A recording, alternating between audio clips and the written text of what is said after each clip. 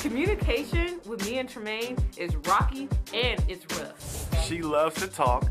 I think her tongue is the strongest muscle in her body. When I met Tremaine, he was outgoing, and now all he wants to do is watch football.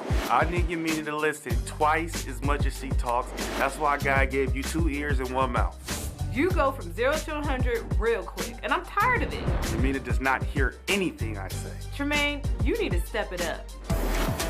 Divorce court is now in session. The Honorable Judge Lynn Toler presiding. Good day, ladies and gentlemen. I'm here today with Yamina Parson and Tremaine Parson. Mr. and Mrs. Parson, you have been married for 3 years, but you've been together for 4.5, and you have 1 child together. You love each other, but there has been a bump in the road. And Mrs. Parson, you've come to me for my advice, so I'm going to start with you. Why don't you tell me what's going on in your marriage and why you've come to see me today? We've been married for approximately 3 years, and I realized that our communication just started going down after I gave birth to my daughter. I was diagnosed with postpartum depression, and after that, I felt like just communication just went down. How long were you suffering from postpartum depression? I can remember about 9 months is when 9 months? Yeah. Were you getting treated for it? No. That's a doctor thing. You know what I mean? I think people really need to pay attention to women right after they give birth, because that can happen. And it's just like, she's not just moody, she's got an issue going on, a hormonal issue. Was Mr. Parsons understanding and helpful? Initially, he wasn't, just because I felt like he just didn't understand. When it comes to postpartum depression, nobody can see it physically. Mm-hmm, right. Somebody that can see your arm being broke, you could see that, but right. He didn't understand. He didn't understand what was happening with you, but he saw what was up and just stepped in and handled his business. Yes. Because he didn't know why you weren't doing it, but he decided he was going to go ahead and do it. Yes. That's what happened. Did you tell your doctor you weren't feeling right? I did. They took a depression scale every time you go to the doctors, and I did. I was honest with the depression scale. What did they tell you? I just got nothing to do with nothing. What did they tell you? Nothing. See, now I'm going to tell you this. My sister's a doctor, and she tells me, she says, you have to be insistent. You Yes. know how your body is, and you know how you feel. Just because he's got a DR in front of his name and a whole bunch of letters behind him doesn't mean you know what I mean? Just because he said it or she didn't say it, you go use, hey, Yeah. it's not right. Yeah. You know, and if they don't help you, get somebody else. I'm done. That's true.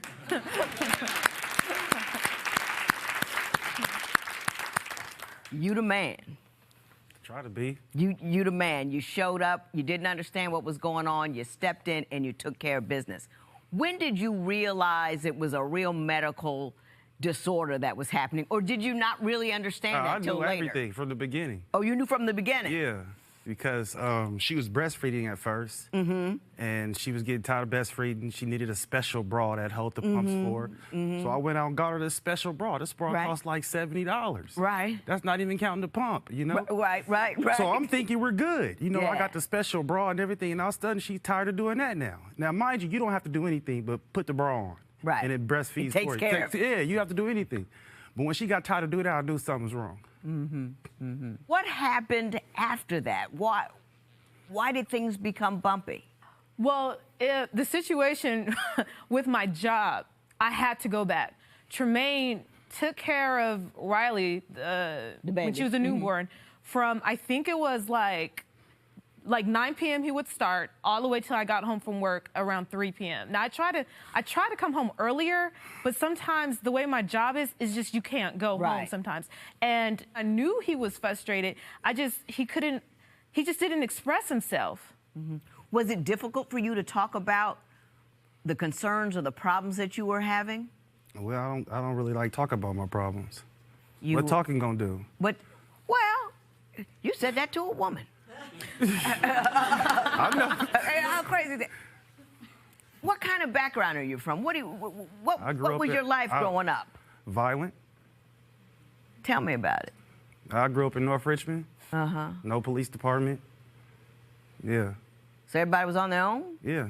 Did you have to use a firearm? Yeah, multiple times. Really? Yeah.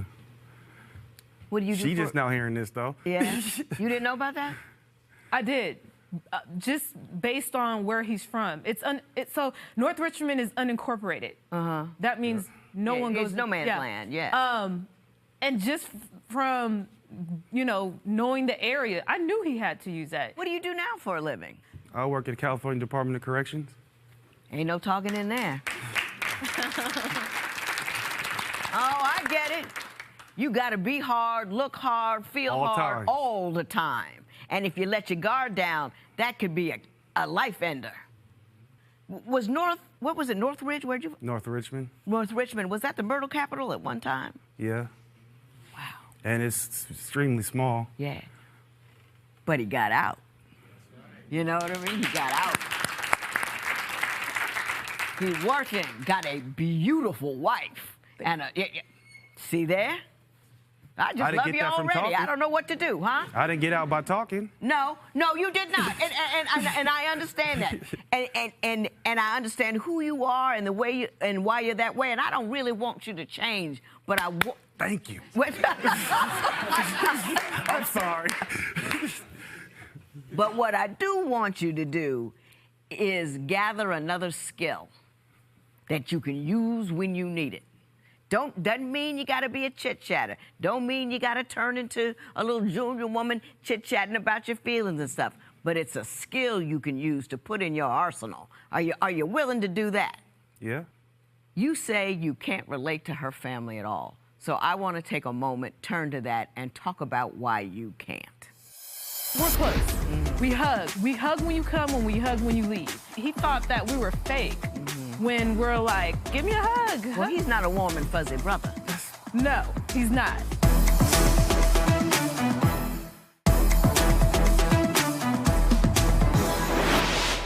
Mr. Parson, you say that her family doesn't like you and doesn't treat you well. Why don't you give me a couple examples of how her family treats you?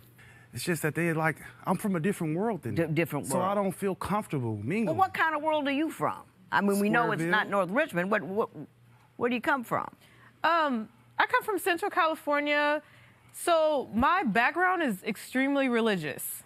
I remember going to church, especially in the summertime, about average 4 days out of a 7-day week. Bible study, Sunday school, choir rehearsal, vacation Bible, all of that. Yeah. We're close. We hug. We hug when you come and we hug when you leave. And Tremaine's not used to that. He thought that we were fake when we're like, give me a hug. Well, he's not a warm and fuzzy brother. No, he's not at all. You said he doesn't get along well with a super white environment of your employment. No, he doesn't. Tell me about that. Every time we go to anywhere that has the majority white people, he doesn't want to go or he starts sweating profusely. Now, there's this one example where we went on vacation and invited our friends to bed and breakfast. Now, every morning you eat breakfast with everybody at the same time. He did not want to go. The first time he was like, I'm just going to wait in the car. The second morning, he was like, I'm at the door, but you didn't answer the phone, so I'm not going to go in. There was the last day, I had to pull his arm to actually go eat breakfast with us. And how'd he do? He was sweaty. It was bad. It was bad. He wouldn't stop sweating. It was Mr. bad, Parson, Judge. do white people make you nervous? No. It's not like I get nervous. I'm comfortable in my environment. What makes you sweat about going out with her coworkers? Because she always want to go somewhere where it costs heck of money, the food be nasty. You know what I'm saying? Like, I'd rather go to a taco truck. Right. I'm cool. I'm with you. You know what I'm saying? I don't want to go spend $200 for some half-cooked fish and hard potatoes. I don't want to do it. I can't do it, Judge. And then you still be hungry. After you eat that, you still hungry. Now you in bed, stomach growling. Now you mad for a whole nother reason. That's that what the problem codfish was is. delicious. No, it wasn't. He's talking about the codfish dinner we had. It was good. And you ain't lying. I know exactly what you're talking about. I know exactly what you're talking about. Mr. Parsons, I love myself some you. From here, we're going to go on to your sex life, briefly and lightly. Okay. But we understand that there are some bribes involved, and I want to understand how that works. So, there's a reason why he goes with me to various dinners and places. Okay, baby, I'll go over here. However, by 10 p.m. Yes. It has to be on and popping. Would you convert to a different religious faith for your partner? Tell us what you think at Divorce Court. All right, Judge Lynn, we have another viewer's question ready for your judgment call. When I visit my boyfriend's house, he always wants me to cook, clean, and take care of his laundry. Sometimes I don't mind, but should I do wifely duties before marriage? Absolutely not. My husband got his first meal off of me after we got married. That's how we old school chicks get it done. Have more respect for yourself. Don't do it until the ring is on that finger. My fiance has a lot of female friends that I don't know. Is it wrong for me to tell him he can't see any of them socially if I haven't met them? Right or wrong isn't the question, because if you tell him not to see him, he's going to do it anyway, because you can't tell people things like that. What you have to do is sit down and have a conversation with him about how it makes you feel and get him on board with what you need him to do. Today's question sponsored by Divorce Court. Will be right back.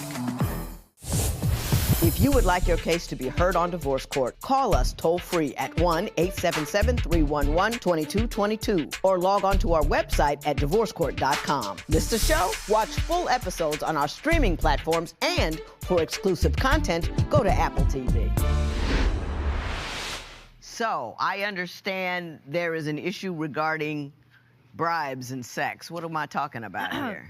So, there's a reason why he goes with me to various dinners and places. Yeah, I get you. I got you. I know what you're saying.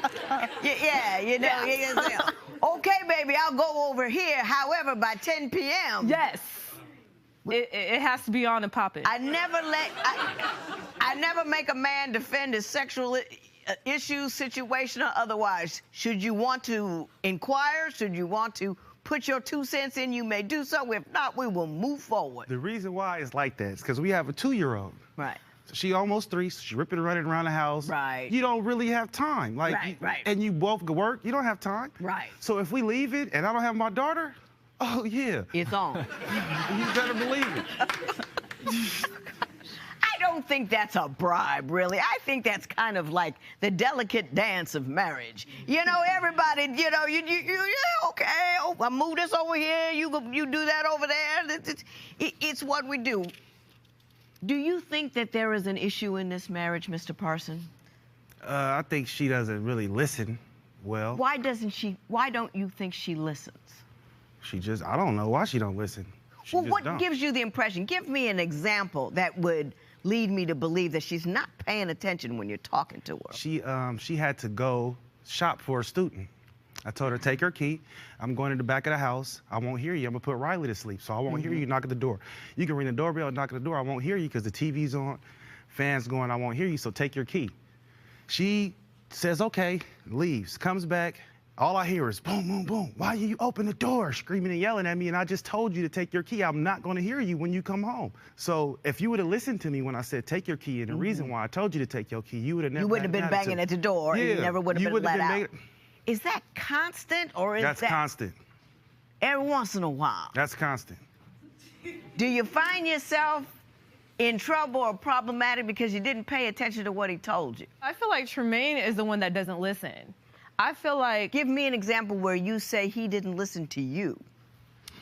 There was this one incident within this past week. My job is housing. I have to go in and out, emergencies, I gotta leave. Right. So I told him, I'm gonna be back at a certain time. I wasn't. He calls me like, well, where are you at? You said you'll be this, that, Riley needs, you know, A, B, C, Riley needs some food.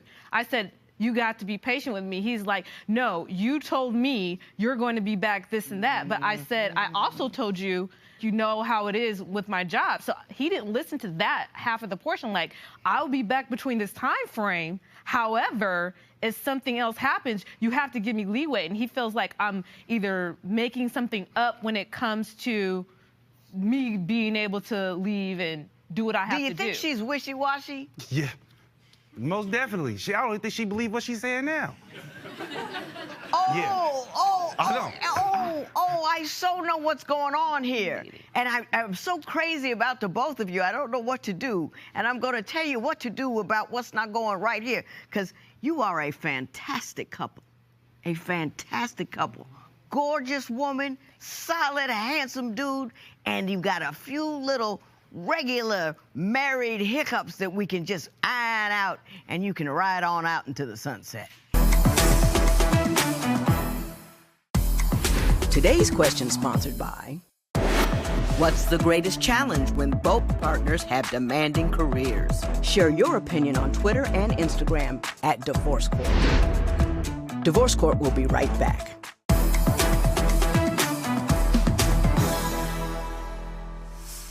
You guys are standing at the end of the great hormonal divide. If femininity is all the way at a 0, not meaning less than, just a place, and maleness is at a 10, you know, you're down there near the 0 and you're up there near the 10. I got a husband. I'm married to a 12. So I know you.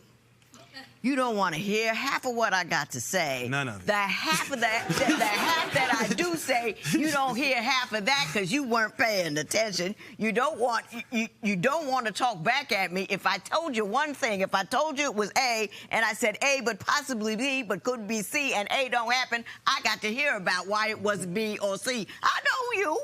Now let me tell you how to be a you that she can deal with a little better. First of all, number one, you engage in strategic listening. I honestly believe my husband don't hear 80% of what I say. Good man. I really don't. But he does pay attention when he's supposed to. Okay. And he repeats what I said, so I know he heard it. So if every once in a while he repeats what I said, I'm satisfied. Now,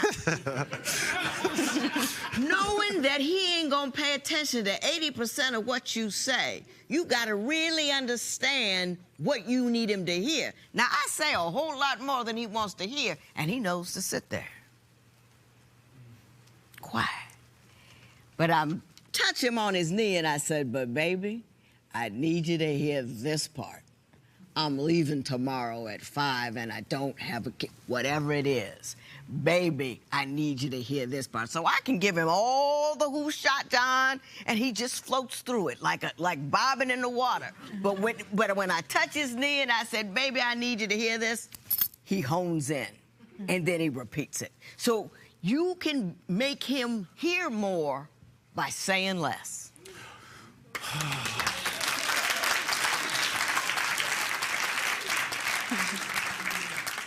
Now, I want you to realize this. I want you to think of sex as directly related to verbiage. Ouch. I don't know. You Is can that do even it. possible, You do. Judge? No, yeah. How much loving do you want? Men jump through hoops for that stuff. You jump through hoops for it. You know, look at it like it's a hoop. Oh, baby, what you got to say today? What happened to you?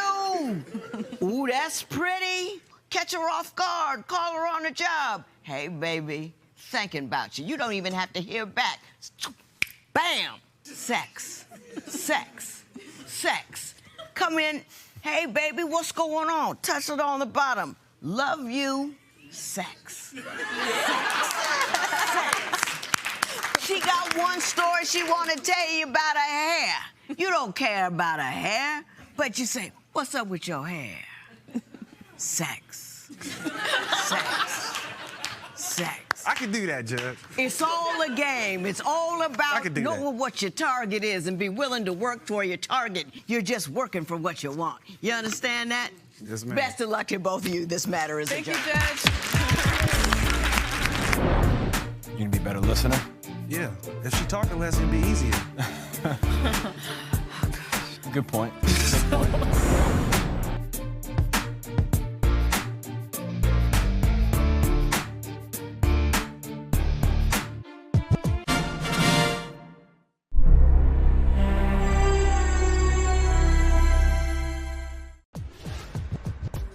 It's a cringe-worthy culture clash between today's couple. He continues to introduce her as his black girlfriend and can't seem to understand why she's so uncomfortable with this label. On top of this, he's a traveler. Although they're now the mom and dad of 2 children, I'm hoping to understand why she still wants to be his wife. Divorce court is now in session. The Honorable Judge Lynn Toler presiding. Good day, ladies and gentlemen. I'm here today with Monica Hugel and Joshua Weldon. The two of you have been together for 6 years, and you have 2 children together. Am I right about that? Yes, ma'am. And you have some children by a previous relationship. Yes, ma'am. Ms. Hugel, tell me a little bit about how you two got together. To be perfectly honest, we met on a dating app with the premise of what a dating app is, just a hookup. So we didn't have any preconceived notions. But when we first met each other, that spark was undeniable. And so when, then that's when we decided to maybe think extend about extend relationship a bit. Exactly. And then once you do that, then you start going into your personality and different things, and that's where the differences came in. Yeah, what differences? I mean, I see one. You're black and he's white, right. but list some others. Actually, even deeper than the main one that you see, the obvious one that you see, was that strong in our situation because I'm from California. I'm from San Diego. I'm used to diversity.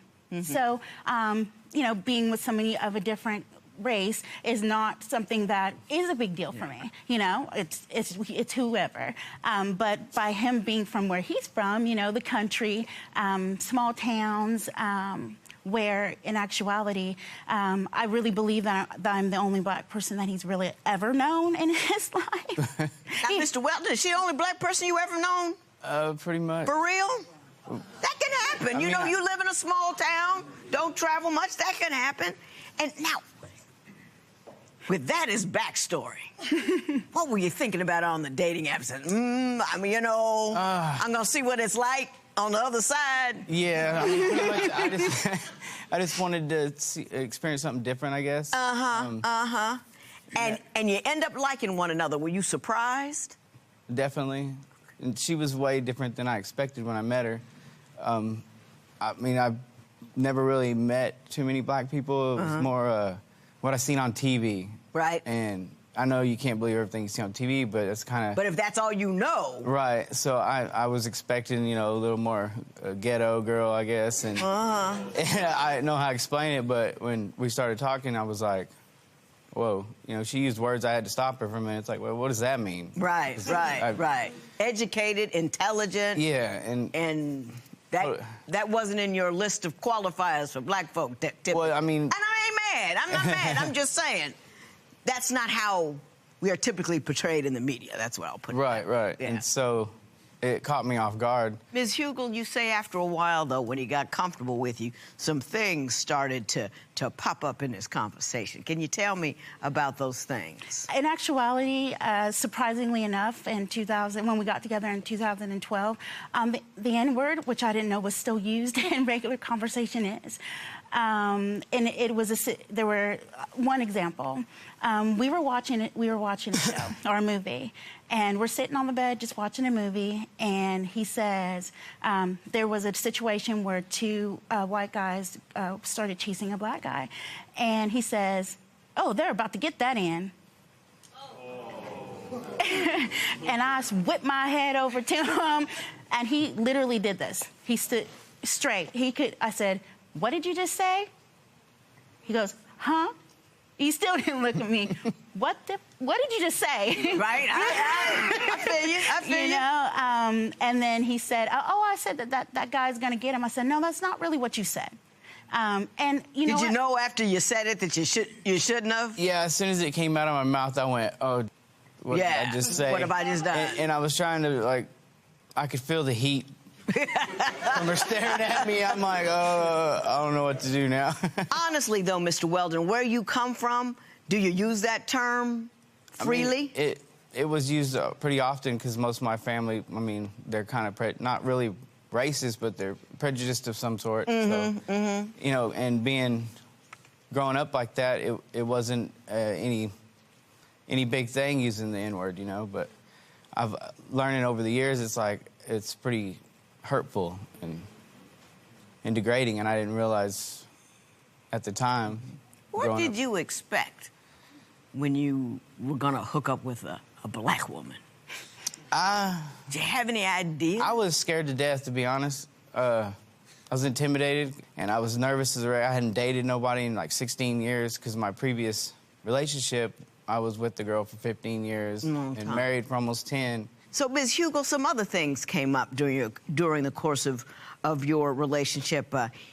You say he frequently referred to you as my black girlfriend. Right.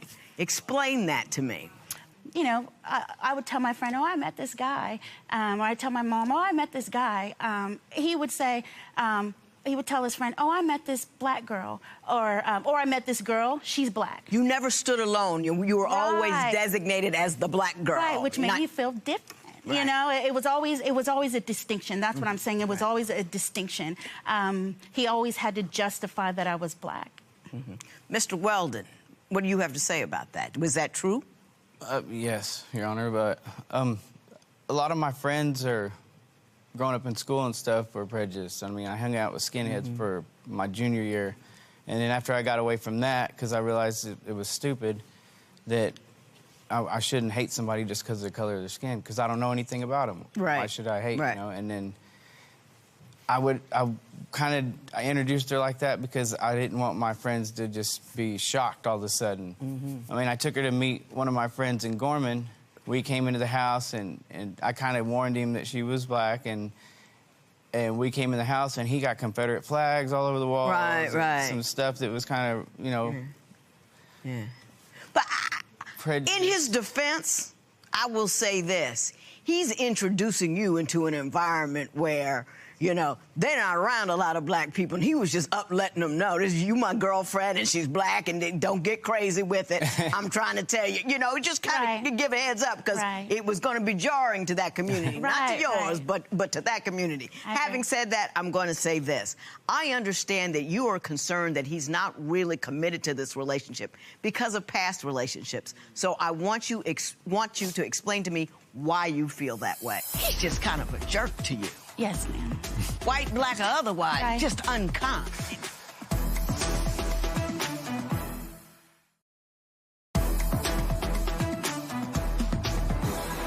So, Ms. Hugo, what gives you concerns with respect to his commitment to this relationship? There was always an arm's length distance kept between me and his family, between me and his life. Granted, you know, when I did meet him, he was coming out of a relationship, a marriage, and you know, I actually was okay. Well, I'll be there as a friend for you. And coming out of this marriage, it devastated him. Ms. Hugo, I'm gonna interrupt you. You're talking about a lot of things that are perfectly true and interesting, but I want to tell you what stuck out to me. He's just kind of a jerk to you. Yes, ma'am. White, black, or otherwise, just unkind. Absolutely. And I want you to tell me some of the things that he's done, because the back of my hair is already up. Right. Back of my head. The hair on the back of my head is already up. When I was pregnant, I needed a lot of help. I was at a risk pregnancy. I'm an older. You know, in the terms of being pregnant, I'm an older pregnant woman. Yeah, okay. What didn't he do? He wouldn't come home sometimes. I spent the first 3 months of my pregnancy in bed because I literally couldn't get up. And didn't you text him one day and say, look, I'm hungry, I can't get up, I can't get any food, I'm bedridden, and he just didn't do it? One day, that happened very often. Anytime I was hungry, he was the only person that could help me. And in many cases, it was me texting him saying, please come home, you know, or can you bring something to eat? And, you know, maybe 2 days later, you know, that to me, 2 days is a long time. And wouldn't he leave you alone with a sick baby while go out drinking with his friends? Yep. My baby ended up having some health issues. Right. And he was boozing. Yeah, yeah. And when you were pregnant with the second baby, wasn't he talking to other women? That happened the whole relationship. But I didn't find out. I didn't find out the seriousness of it until as time has gone on. So yes. Your son was so ill that you had to quit your job to care for him. And did he say to you, so what, you just giving up now? Yes, well, because I had to quit my job, of course, that's causing some financial issues. And so I looked at him, hey, you got to help me with some of these bills. You know, I've done everything I can. I've gone through all of my resources. So when I was kind of angry that he was like, well, why don't you go do this? Why don't you go do this? I'm like, now it's time for you to do this. Do something, right. He actually said to me, well, what, are you just going to give up? I got you. Mr. Weldon, that's a whole lot of incoming. And I'm going to give you an opportunity to defend yourself. What's with all the disregard? I was a jerk at the time. I didn't understand. I have a hard Well, have you unjerked yourself? Yes, ma'am. Yes, ma'am. How did you get de-jerked?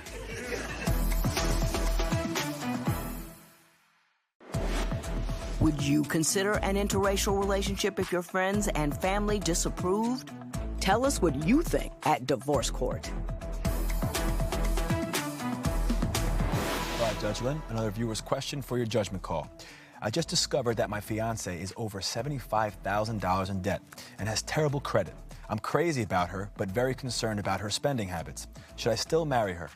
Marry her, but you gotta wait until she gets her spending under control. If you just found out about the 75, that means she's hiding it, and she's probably still doing it, so she's got to prove to you that she can stop before you give her a ring.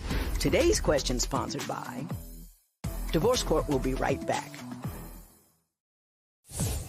If you would like your case to be heard on Divorce Court, call us toll-free at 1-877-311-2222 or log on to our website at divorcecourt.com. Miss the show? Watch full episodes on our streaming platforms, and for exclusive content, go to Apple TV.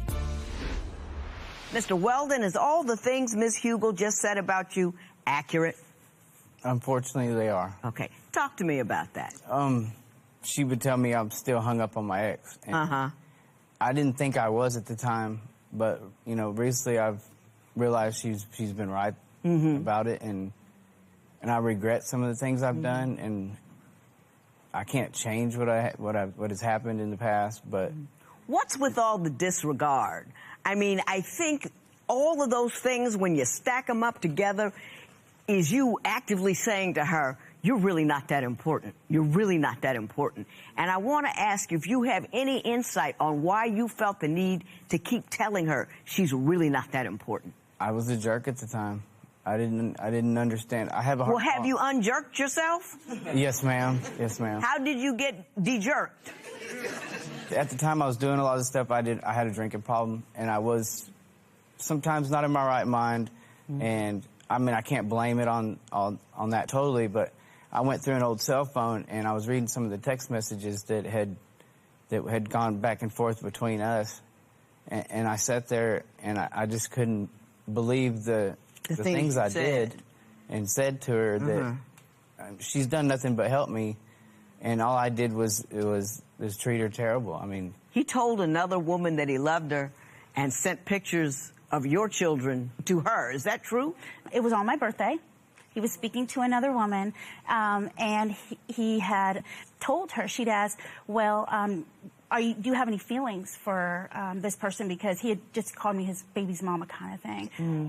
That's how he would refer to me. And she asked, so, how do you feel? Or are you ever going to get back with her? And in the message, it said, no, I don't love her anymore. I don't have those feelings for her anymore. It's all about my kids. And then proceeded to send pictures of our kids. Mr. Weldon, did that happen too?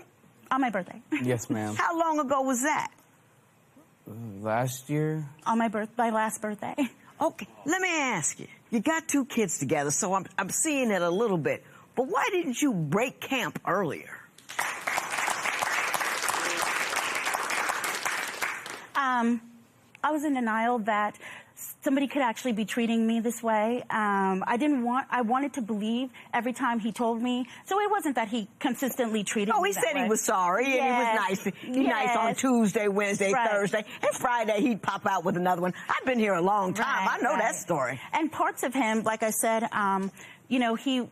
there were situations where we were in a bind, and he did get us out of a bind, and blah blah blah. But mainly, it's because I was in denial.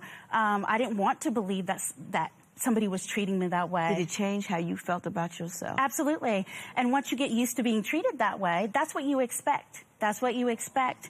And then now with our children, it became that type of situation because. What do you want from me? What I want is for you to give him a perspective on what really has been going on in the situation. I want to be able to communicate better with him. What do you want from me? Why did you agree to come here? Because you knew I was going to fuss at you, right? Yes, ma'am. I want another chance to. I mean, I know I've had to. Actually, I probably don't deserve another chance to try to make this relationship work, but I do love Monica, and I've come to realize that I have made a lot of mistakes, and some of them I probably can't make up for, and I know that she can't trust me because of them, but I love my kids, and I love her, and I want to take care of them, and I just want to do it, what's right. All right, I'm going to give you my best last lessons. See what happens. Today's question sponsored by... What is the hardest difference to overcome in a relationship? Share your opinion on Twitter and Instagram at Divorce Court. Divorce Court will be right back.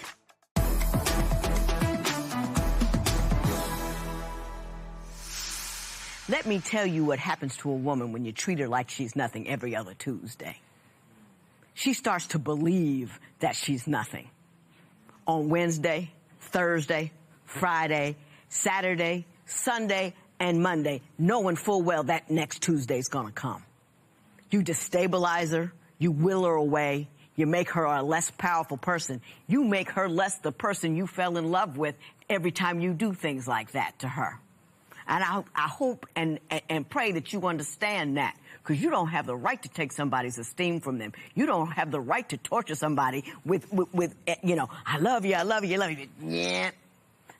We have a baby. When she's vulnerable, when she's feeling safe, you just knock her legs out of her. You can't go any lower than that, especially when you knock her legs out of her, she falls on top of those kids that you gave her. Let me say this, Ms. Hugum. You love him and you're going to stay with him. What I would recommend is you a little bit and make him prove it. Always let him see his kids. If you want to date him, that's fine. But before you open your heart to him again, he's got to prove over the long term he knows how to speak to you. He knows how to love you. He knows how to be frustrated around you. He knows how to put down the bottle when he's with you. He knows how to act if he picks up the bottle and still doesn't call you out your name. Do you understand what I'm saying Absolutely. to you? He has to prove it to you. He has to be uncertain of you so that he knows he has to fight to keep you. You with me on that one? Absolutely. Never another Tuesday, Mr. Weldon. Never. You with me? Because every Tuesday, when you whittle away the mother, the kiddies go too. Yes, ma'am. You gonna be strong? Absolutely. Gonna be a strong black woman? You know what I mean? Know how to stand the ground? Absolutely. All of that? Absolutely. This matter is adjourned.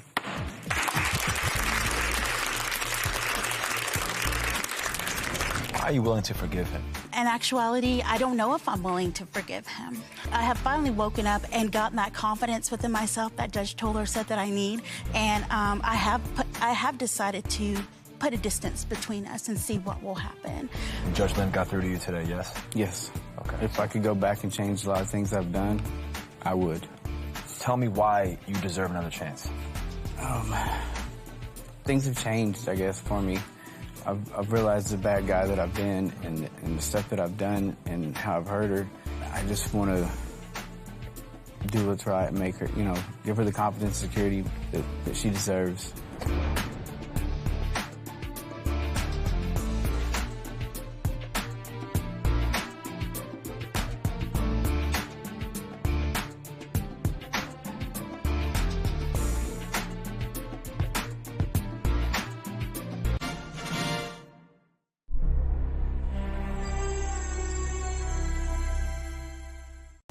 Today on Divorce Court, I'm here today because I want to know if me and this girl gonna make it the next week.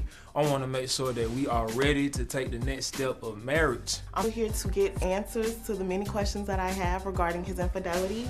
I think I'm a faithful man. I've changed. I mean, look at this face. Doesn't it look faithful to you? Like, help me out, somebody, please. If I'm not giving it up, I know you're getting it from somewhere. So yes, I do think he's cheating on me. We haven't had sex since January because of a video that I recently seen of her. I wouldn't walk away if I found out he's cheating. I just want him to make the first step to tell him the truth. If she doesn't appreciate me, I'll find someone else who will.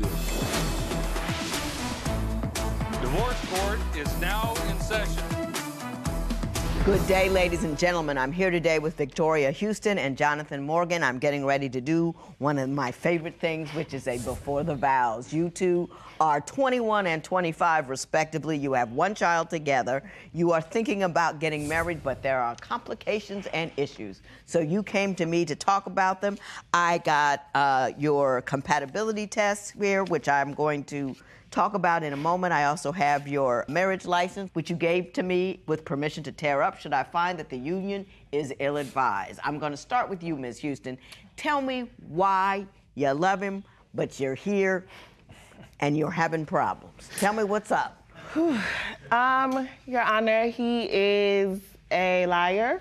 A liar. He lies about the smallest things. I always tell Jonathan, if I'm asking you a question, it's because 9 times out of 10, I already know the answer, and he still tends to lie to me. Well, what kind of things does he lie about? About the women in his life, or, you know, they just went to high school together, but text messages say differently. So, when was the first time you lost trust in him? That he did something you felt, uh-oh, I might not be able to trust this man? While I was 6 months pregnant with this child, I was away in college in Alabama. This was actually the first time we had been away from each other for up to 6 months. We had went from seeing each other like every day to, you know, being separated for to being separated for a minute. While I was in college, we used to talk every day. He had a job, and he would call me before he went to work, his lunches, his breaks. After he went to work, we would literally talk all day. So during my time in college, the text messages started getting shorter, the calls started getting less and less. And of course, my friends are putting in my ear, you know, girl, he probably cheating on you. And I'm like, Jonathan would never cheat on me, especially now that I'm pregnant. And plus, I never saw any signs of any cheating or anything because I never went through his phone. Well, what's the best evidence you have that he did, in fact, cheat on you during this period? Text messages. What did you see in the text messages that made you believe he was cheating? I have them right. I have. You have them. I have just a percent. This is just a percentage. Just a small. You're just gonna give me a little taste of what's going on. Mr. Morgan, while I'm looking at these text messages, why don't you tell me your version of these events? Okay, so what she's probably talking about is the girl that I was cheating on her with. It's plenty of girls, not just one. Wow, she was in Alabama. I've only had sex with one girl, and that's the girl that she's referring to. There's a couple of girls. But you know. But that was while she was pregnant and you were apart. Yeah, right. Yes, ma'am. And so you admit to that one. Yeah. Okay. Is that this one? Oh no, that's not even those. These are just random women. That's just a taste, a sample of women. Yeah. It's text lingo, Your Honor, so take your time. Well, I know what that means. Uh-oh. So can you explain? I mean, these are sexual and flirty in nature. What are you doing sending texts to women that are like that? They're easy, you know what I'm saying? They're easy. Yeah. What's easy? Oh, it's easy to do? I mean, it's easy to, He's basically saying it's easy to smash them, basically. So he's gonna go for it. They gonna go for it. You go for it too. So you are going to sleep, your intentions are to sleep with these women? Yes. You just said that. Yeah, that's the intention, but I've only had sex with one girl, though, so that's irrelevant. That's irrelevant. No, you just didn't get around to it. That's your problem. You just say, you know, you're setting up circumstances to allow you to have sexual contact with these women. You just haven't gotten there yet. Most of it's just conversation. They don't pull up or nothing, you know what I'm saying? But you want them to. But if they pulled up, you would, right? It depends on the circumstances. If I'm feeling it, nah. But now, Miss Houston, do you hear what he just said? Yes, unfortunately, yes. And it's been like this. When I first went through his phone, this is actually when I actually came back from college, and this is the first time that we've been dating for a year. But Miss Houston, you just ran over it. He's telling you, I'll have sex with other women just when I have an opportunity to do so.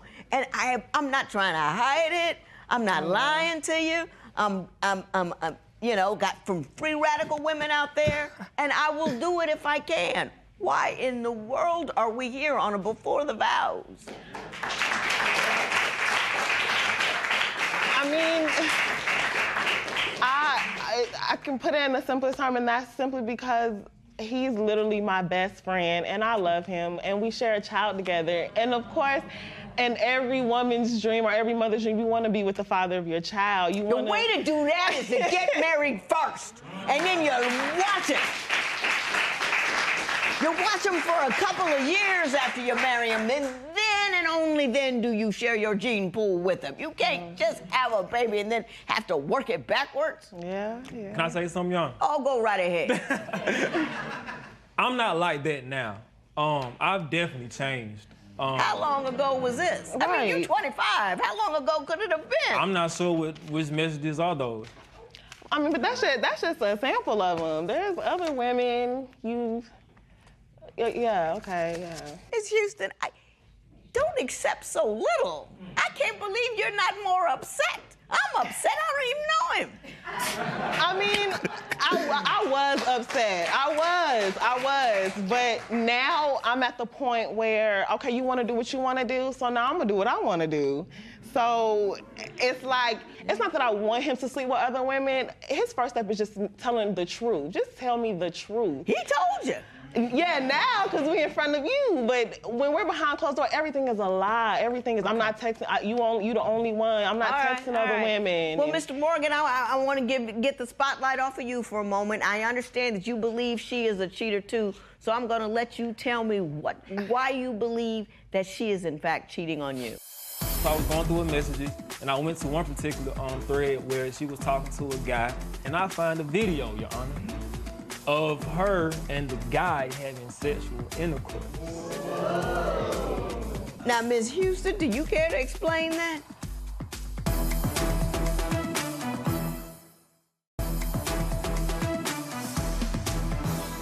So, Mr. Morgan, why do you believe that Ms. Houston is cheating on you? All right, so, Your Honor, on one instance, I came home from work, you know, long, hard day at work, dealing with everybody. You know how that go. Anyway, so while she was in the back sleeping with our child, I walked in and seen her phone, you know, in the living room charging up. I usually don't go through messages because that's not me. Because you have no reason to. So what did you find? Okay, so I was going through her messages, and I went to one particular thread where she was talking to a guy. So I'm scrolling through the messages, and I find a video, Your Honor, of her and the guy having sexual intercourse. Not only that, I kept scrolling up. Going back, she told me that a guy had put up to my house, and to our house, and she claimed it was her uncle. They were going out for brunch, and he was supposed to give her some money. So she came back to the house empty-handed, no money. Whatever her excuse was, it was what it was. So back to the messages. I see the video, I scroll down, come to find out, her uncle, the one who pulled up to the house, was actually the guy that she was having sex with in the video. Now, Ms. Houston, do you care to explain that? What Jonathan fails to realize is everything that he's accusing me of is stuff that's happened after we've not only broken up, but stuff that's happened after he's cheated on me. So throughout our relationship, he can attest to it. I have been nothing but loyal to this man. Now wait a minute, are you together or not? We working on it. We together. You're telling me in the process. Now, Ms. Houston, don't videotape it. Can I just put that out there for you? Never works out. Yeah. It's fun in the moment. but then it gets out, and then you got all these kinds of problems. But when you were with this guy, were you doing a revenge cheat, or were you broken up? What was the deal? Me and Jonathan, we had like that on and off type relationship where every time I would find out he was cheating, I would, okay, we're done, but the next day, okay, I miss you, let's get back together. So it's kind of been like that for 3-4 years now. So I want to say it was kind of like a revenge situation. I honestly didn't think he would go through my phone because he's never had a reason to. But yes, in a way, it was kind of a revenge. Yeah. You have a difficulty with her relationship with social media. Why don't you tell me about that? Well, Judge, if you care to know, we actually met on social media. I actually went through her Instagram and seen conversations where dudes is like, hey, you so fine, you so chocolate. I want you to have my baby. You got a big booty. Ms. Houston, does that occur on your Instagram account? Right, but I can't help that. Just like if women come under his picture, he's not supposed to get at every woman who's attracted to him. No, the issue is you playing into it. Right. So I don't entertain. There are certain men I'll entertain if they're attractive, but it doesn't go past. It doesn't go past that. What he sees, it doesn't go past that. Okay. It doesn't go like, oh, let me call you tonight. Let's meet up. No. I got But I don't. We've gone far enough on that topic. I want to switch subjects to something I found fascinating. You're 21 and 25. You're looking to get married. You say you love each other, but you haven't had sex in a year. So I want to figure that out. You know, our daughter still sleeps with us. She's 2, and she still sleeps with us in the bed. And I've tried to get her, hey, we actually got a whole second room in the house. I'm like, she can sleep in there, and you know, we can do our thing in the room. You know what I mean? Ms. Houston, are you using her as a human shield? Back in the day, when I was young, right before you got married, was the warmest time. Do you know what I mean? Everybody was all excited about the other one. You know what I'm saying? Yeah. How is it that you're considering marrying, but you're living together, right? No sex. Explain that. It's a couple of reasons. The last time we tried, he wasn't able to, you know, I wasn't able to get up. Simply because I don't know what the reason was that you told me, but that was the last time we tried, and that was earlier this year. And another reason I feel like you're getting it from other women. But that was earlier this year. I mean, that's just one time. Are you still in love with him? Do you two find each other attractive? What's the deal? I do. I'm very much so still in love with Jonathan, and I am very much so sexually attracted to him physically and all that stuff. It's just, I feel like when I used to forgive him all the time for cheating, I used to always fall into his trap and have sex with him. And then the day after, he's right back to doing what he's doing. So my biggest fear is looking stupid again. That is my big, I feel like he's getting it from somewhere else. So that's why you're not gonna get it from me if you doing all these other women. That answers that question. Mr. Morgan, what is your take on the absence of intimacy? I'm not getting it from anyone else. Just to let you know. Secondly, I think that it has something to do with the past. I think she just can't get over the past. She says all the time, I'm not worried about it. I'm not, it's okay. It was in the past, it's good. But she brings it up, but she tries to sneak it. She tries to sneak it in. Like, for instance, we might be watching a TV show, and an instance could happen where somebody cheats, and she'll be like, hey, you remember you cheated on me that time? You cheated on me just like that. Right, and it's like, I personally, on my end, I'm still haunted by the video. Just like when we tried to have sex in January. You thought about that? Yeah, I was thinking about the video. And plus, another reason that I forgot to mention was that, our daughter still sleeps with us. She's 2, and she still sleeps with us in the bed. And I've tried to get her, hey, we actually got a whole second room in the house. I'm like, she can sleep in there, and we can do our thing in the room. You know what I mean? Ms. Houston, are you using her as a human shield? In a way, yes. And if he's gonna bring up, I can't stop thinking about the video. He just said, I can't stop bringing up the past. That's the past as well. So why can't you get over that? So Your Honor, it's okay. I'm with you. I'm with you. Oh, I have come to a conclusion. And I'm gonna tell you what it is.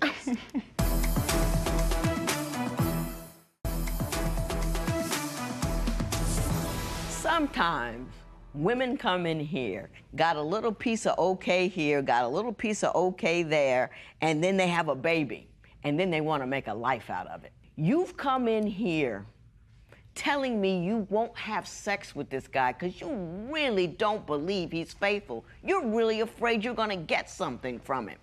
You really don't trust him, in part because he's not trustworthy. And he's telling you that. And he's texting women. And he's doing that. He even spoke on it in here. Don't ignore the elephant in the room. Why would you want to commit to someone you can't trust to have sex with? You see what I'm saying? Yeah. Marriage is a very deep, meaningful, and if you do it right, long process.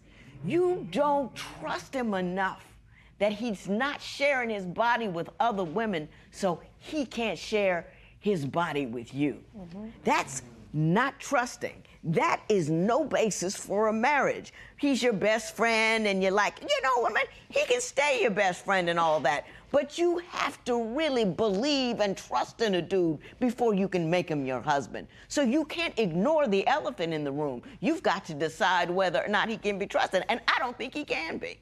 Now, Mr. Morgan, it's all on you. You can decide whether or not you want to be the kind of man that she can share her body with. But you're going to have to show her over a long period of time that none of this nonsense is going to go on, that you can be away from her and nothing bad is going on. You've got to be loud and proud with it. You know, locks on the phone, all of that. If you want her, that's what you need to do. And that is all the way up to you. But don't do it until he's done it. Don't do a little bit, oh, I'm going to marry him. Don't do that. You with me? Yeah. So, Mr. Morgan, it's on you. Now, I'm not going to sit up here and tear up your marriage license. I'm going to go back there and burn it.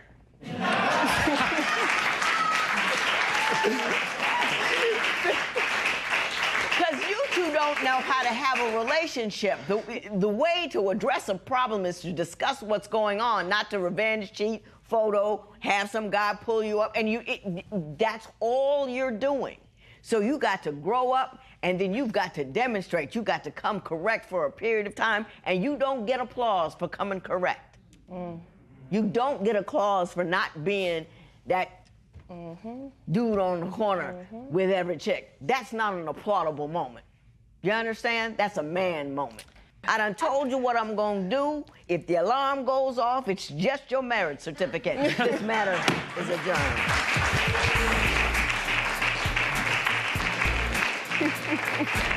Judgment today really convinced me that obviously Jonathan is not the man for me and that I should be moving on because he's simply not ready for a woman like me and he's not ready to commit himself fully to me. If Victoria just give me a chance, I promise you, I'm gonna do right. You know what I mean? I feel like I've changed. I can't. If not, I can change, and I'm ready. I'm ready to get married. I'm ready to be the one for her, straight up. I hope that one day we can come to a place where we can at least be best friends and just be best friends. But he's not the man for me.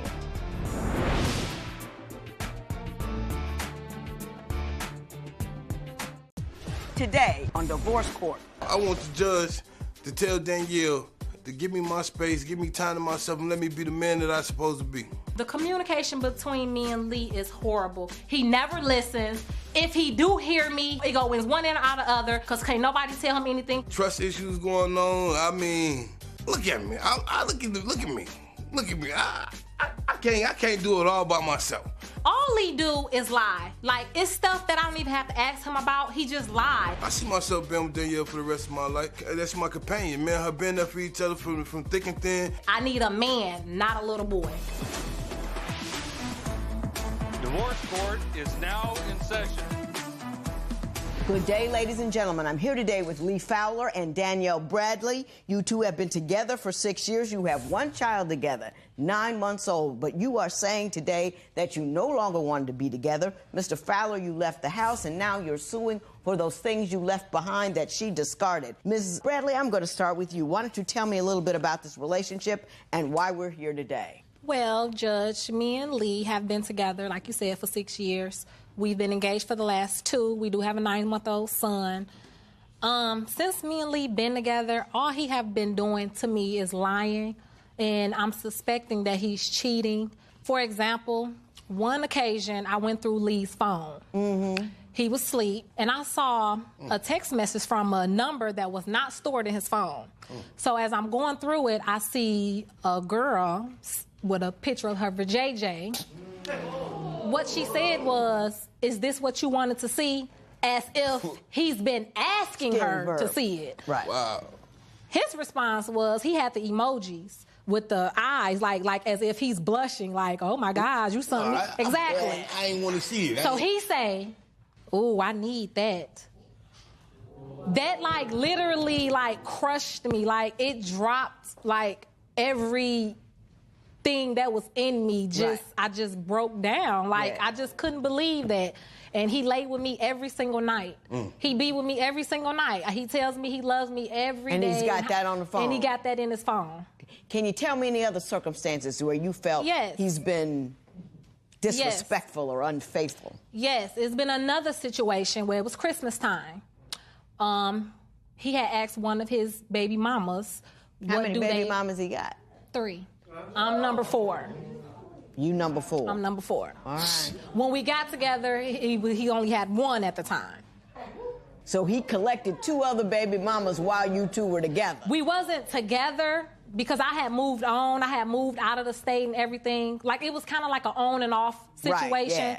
So twice while you were off, right? He made babies with other people. And then when we got back together, then this last year, then it was 1 with me. Okie dokie. He had asked one of his baby mamas, "What do my baby want for Christmas?" Right. So I'm guessing she asked they baby and whatever. So she texts back and say, you know, the things that they baby wanted. He asked her, "Oh, so what do you want?" Like she deserved gifts for Christmas or something. Like, who is she to be asking what do she Like, right.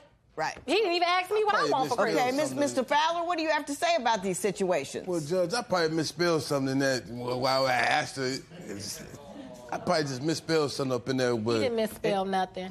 Judge, I ain't had nothing to do with that. I had asked, no, I ain't no flirting. I already had a while. I'm gonna flirt again. My baby mama stayed miles away. She stayed way in another state somewhere. Did that happen though? I don't remember it happening, Yana. I don't remember. I don't remember it happening at all. I remember asking about the Christmas gifts, but I don't remember that it happened like that, Yana. There we go. I don't remember that. I don't remember that. I don't remember that, Yana. Same thing I hear. Usually, if it's something like that occur, Yana, she always have a little screenshot or a picture of it on her phone, and she always bring it to my attention, but she ain't never bring it to me, let me see that. And then you talking about I got another person over a private in my phone. I don't know that, but I don't know about that, babe. What do you mean you don't know about that? Either you did or you didn't. I know I did. I didn't see what I saw with my own eyes. Nah, I know that she tried to wake me up. She look, Yana, I work nights. So when I know I came home, I laid down in the bed. It's probably about 6:30 in the morning. I get out of work by 5:36. I know I laid down. I know she came to me. She waking me up, demanding that I wake up, tell me I go get my phone with my phone, and she need to see my phone, and she going through her phone, and she got an attitude. So right there and there, I'm looking at her like, what are you talking about? What did you need to see my phone for? But if you already wanted my phone and you seen that, why you asking me to go retrieve my phone and you know on my phone that already? What you doing in my phone anyway? I'm exhausted. What's she doing in my phone anyway? Ho. Your Honor. No. Tell me about when you went out to have a smoke. And she got, Don't be scared. Look, go ahead and do it. Look, Yana. So I go out and go have a smoke. I promise you, I can't even walk out the door a good 5-10 minutes and I got the devil behind me. You sound like I'm just that bad. Behind my back. I'm talking about, I can't even step out the front door without her being behind me. I promise you, if I turn around, Joe, if I turn around, I'm gonna step on her. I promise you, that's how close she be on insecure. She don't give me no space, no nothing, Yana. I tell her I can't even go hang with the fellas, Yana. It's always a problem if I go hang with the fellas. It's always something. Because it's always a problem that occurs when he leaves. When he comes back, it's always a problem. She'll text me with negative things, Yana. I ain't even gone 15 minutes and she know I'm finna go out and have a good time. She texts me, I'll make sure you wear a rubber. I hope you have fun with the little nasty skis, you and your cousin, y'all nasty. How we nasty? We ain't even did nothing. I just walked out the house. Yana, then let me tell you another time. Lee is easily provoked. Anybody can persuade him to do anything. Let me tell you another time, Yana. So I'm at work, and she called me while I'm at work, and she said, baby, well, come outside, I'm going to bring you lunch. So I said, okay, I'm down with that. So it's this old lady that I be talking to. I be talking highly to the old lady about Danielle. You know, I love her. This is my girl, man. Her going to get married to my fiance. So I bring the lady outside with me while I come grab the lunch. And the first thing she said when she rolled out, what's she doing over here with you? I'm like, man, don't you see this lady behind me? I don't care what she doing with you. That You lady screwing her wasn't too. old. This lady 65 years old. What I'm gonna do with this woman 65 years old, y'all? Ms. Bradley, why do you think the situation was suspect? I didn't think it was suspect, and she wasn't. She wasn't old, Your Honor. She wasn't old. It's just that I don't know. Lee is just so sneaky. Like I have to like. Sneaky. He's okay. sneaky. Well, speaking of that, let me redirect our attention. I understand that, Ms. Bradley, you spend a lot of time trailing him and tracking him and trying to find him doing wrong. So I want to figure out what things you're doing and if they're really warranted. She steady going on the internet buying red bottoms. She want nails. She need new jewelry, everything. But we saving money. But at the same time, she's spending the money. So when we get to that point, when it's time to take care of the business, we got a problem now because she talking about where the money at. Ms. Bradley, well, you tell me what his economic sins are.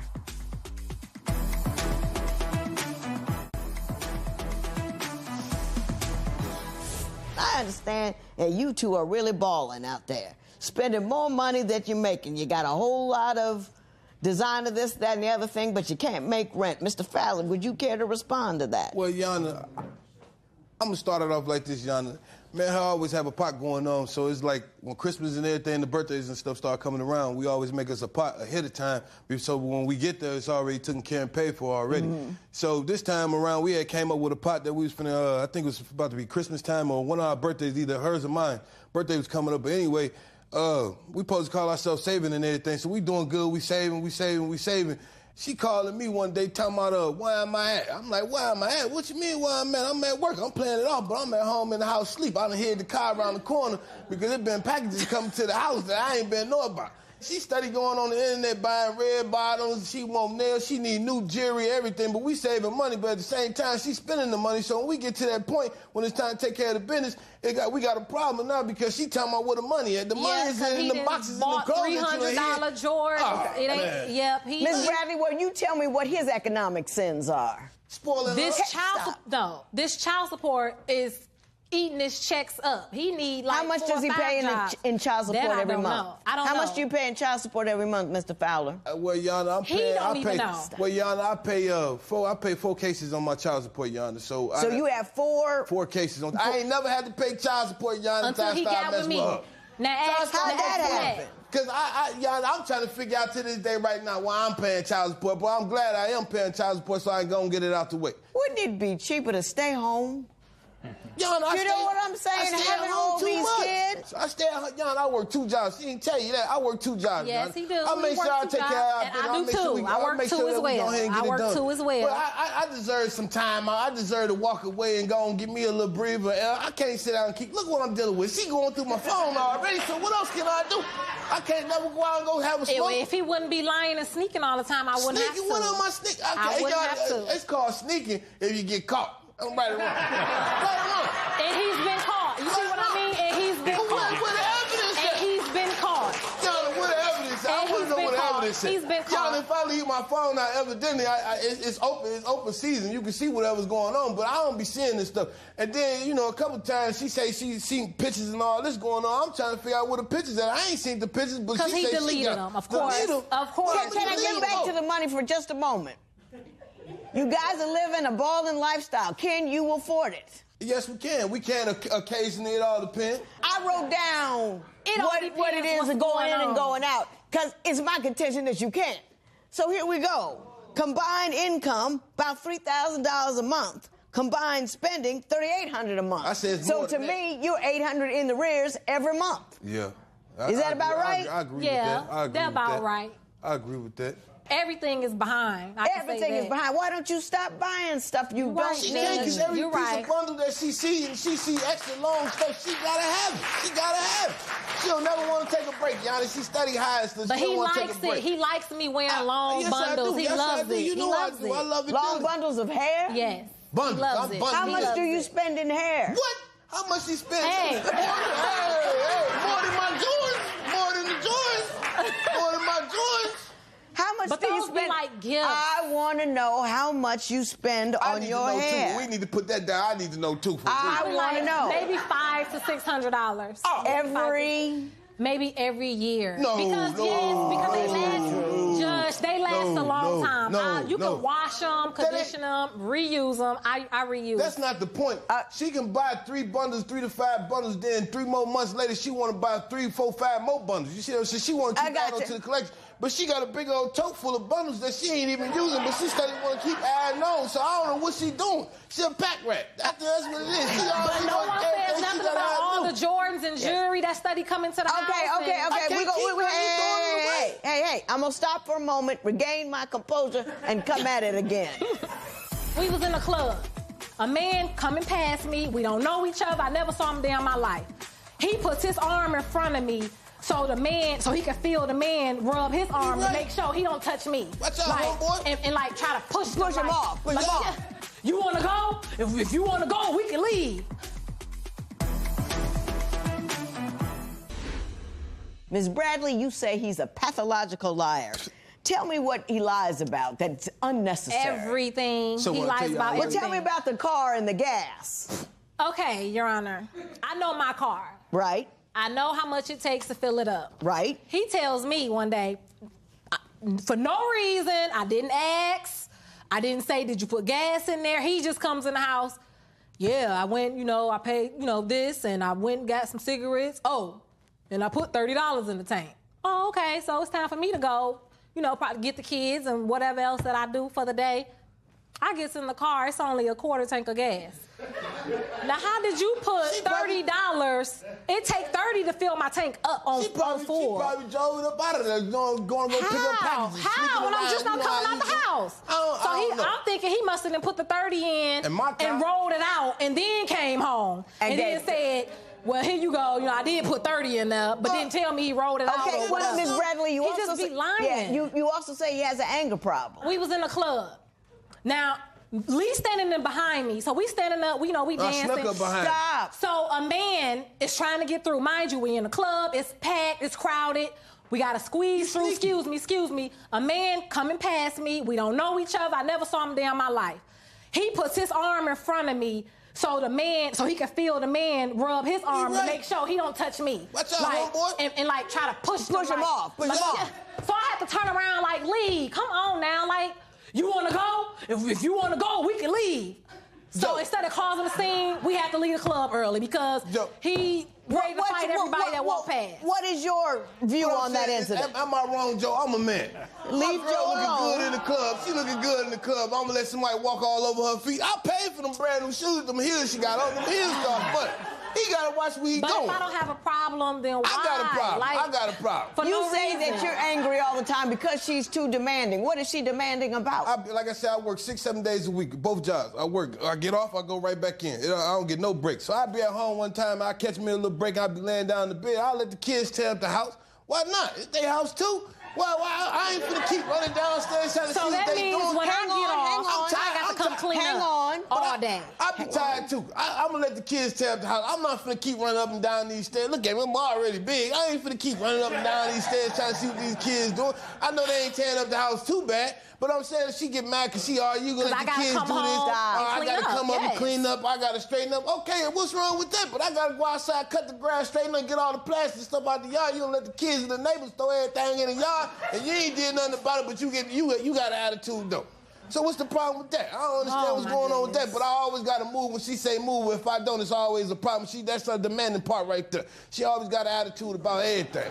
I think I see what's going on here. Wish it didn't, but I think I do.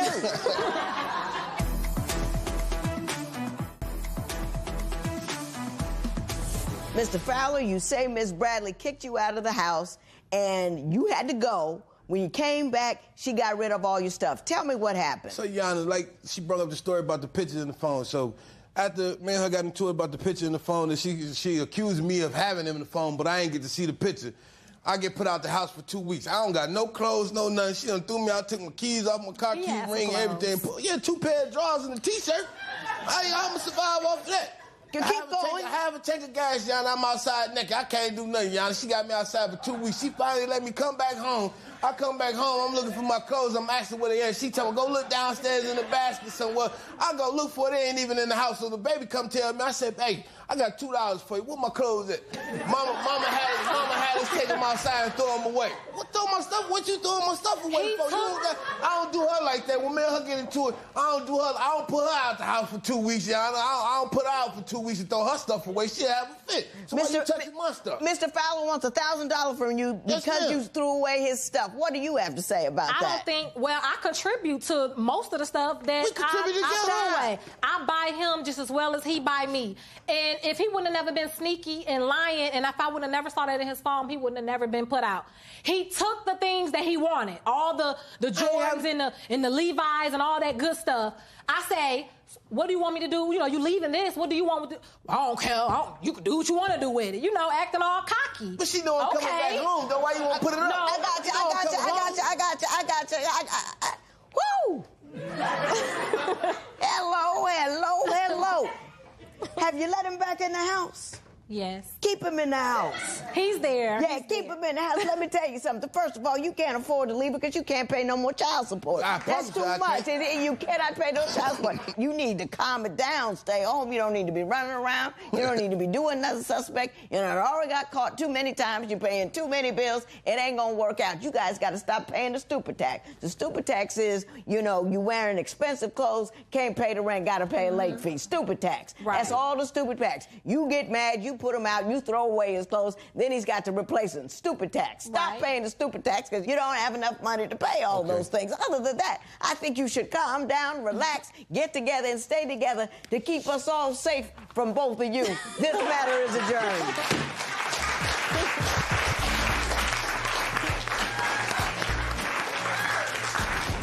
Well, we came in here together, ready to tear each other heads off when we came in, but since we didn't talk to the judge, and I guess we're gonna commence and go ahead and make it work. Yeah, we're gonna make it work. We're gonna stay together. I mean, through everything, he's a great person. He's a great man. I guess it's just a couple of bumps we need to get through, but we got it. We'll get it together. Love you too.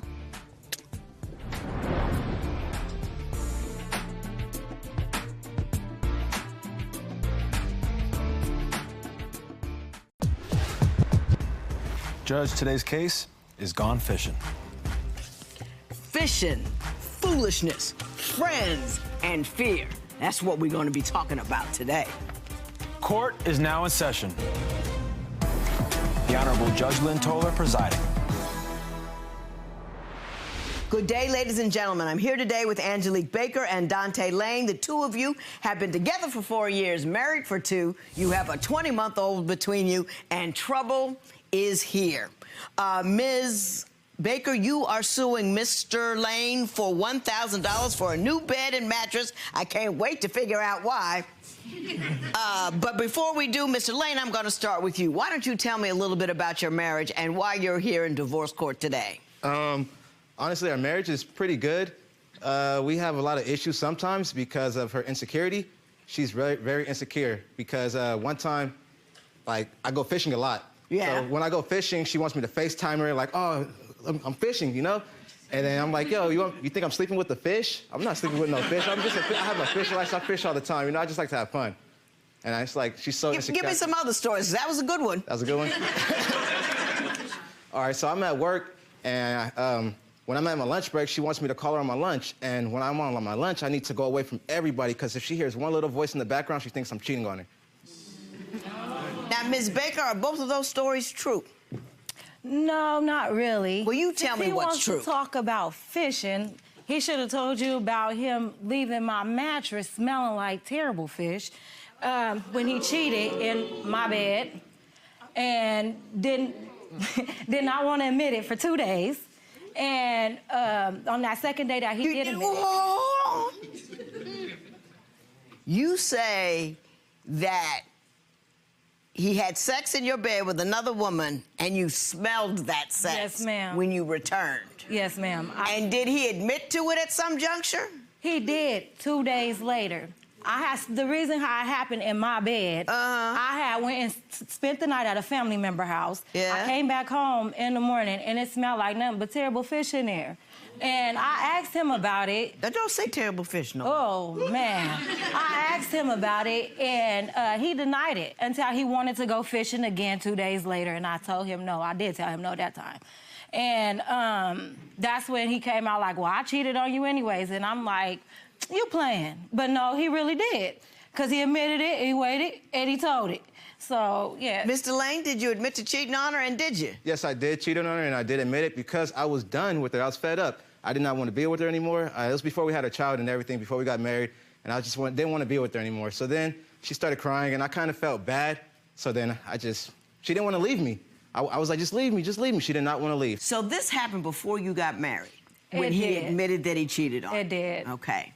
Now, do you believe he's cheated since then, or are you just insecure or jealous because you believe since he did it once, he could do it again? Yes, the neighbor. I'll give you a story because we still got problems to this day. The neighbor. She gives cocky look, stomp, and then when he outside, he's smiling at her. She's smiling back. But if I'm outside by myself, she's sitting there giving a mug, constantly stomping, doing a whole lot, like for no reason. I asked him, why is she always smiling at him and give a cocky attitude towards me? And then he sneaks outside, just like the other night, Your Honor. Let me give you a story. He sat there, let me go smoke a cigarette at 8 o'clock at night outside. It took 2 hours, 10 o'clock to come back in. I go outside and I'm looking for him. He nowhere to be found, coming from up the street and somewhere, and then going back outside by a trash can, talking about he helping somebody. And I go out there to look for the people by the trash can, they wasn't even there. What were you doing when you were smoking that cigarette? I was smoking a cigarette. I seen some homeless people come by going through our garbage cans, so I had some cans in the house. I was going to give it to them because I'm a nice guy, you know? Wanted to give them help them out. When I went to go grab the cans and come back out, they're already gone. They went to the neighbor's house in the backyard. I guess they lived back there or something. But then she thought I was doing something else, and I told her the truth. Like, every time I tell her something, it's the truth. But like he goes outside to go find stories. that's not true. You know, really, I think it's finding women. Can I ask you a question? He admitted to cheating on you before you got married. Mm-hmm. Why did you marry him if you didn't trust him? You're right. But he made a promise. That's why I trusted him. Okay, he made a promise. And that's why we ended up being married. So when is the last time you caught him cheating? Well, today, this morning. I went through my phone. What happened this morning? He put a number in my phone underneath our daughter's name. And I just called, I called that number. Nobody wanted, they answered, said on the phone, all you hear is breath. Somebody breathing. Mr. Lane, do you know what she's referring to? I have no idea what she's referring to. Every day there is something new, Your Honor. Every day there's something new. Like, I go outside to smoke a cigarette and she's tripping off me off that. Like, when we took the plane out here, she thought she went to go get something to eat, and she thought that I was talking to one of the people next to me that I don't even know. Honestly, she probably think we're flirting right now. He's crazy. See, he called me crazy. He's crazy. That's crazy. No. Did you think he was flirting with somebody on the plane? No, he refused to go with me to go get something to eat, and this is the second airport that we went to, and I'm sitting here. Next thing you know, I come back from Wendy's, or I come back from the restaurant, and he says they're talking to other people. Like, you could get up and go talk to find friends, but you can't come with me. That's not true, Your Honor. Yes, that is. You mean to tell me you got mad because he didn't want to go to the restaurant with you, and he was talking to people when you came back? He was making friends. I can't have no friends. Since we're married, I cannot have no friends. He could go do something with somebody else, but this is daily. It ain't just at the airport. He talks to people all the time. He likes meeting new friends to go find some new adventures. He don't want an adventure with me.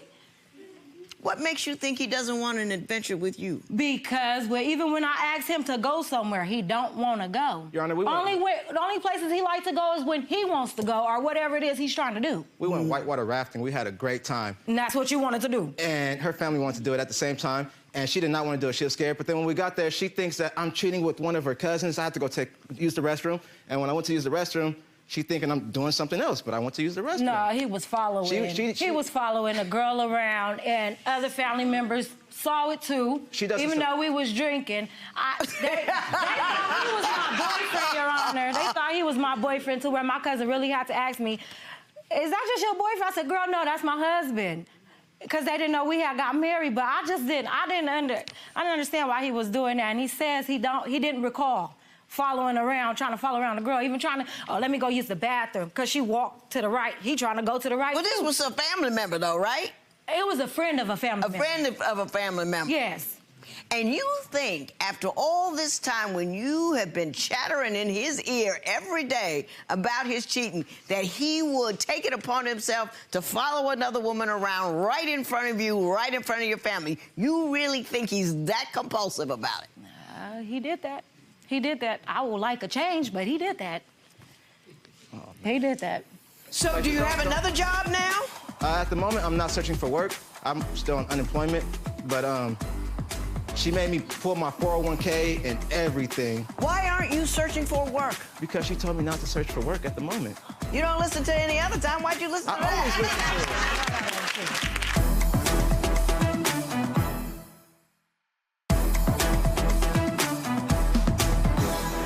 You say he can't keep a job. No, he can't. Tell me about that. He can't keep a job because oh my goodness, sometimes he don't work right now.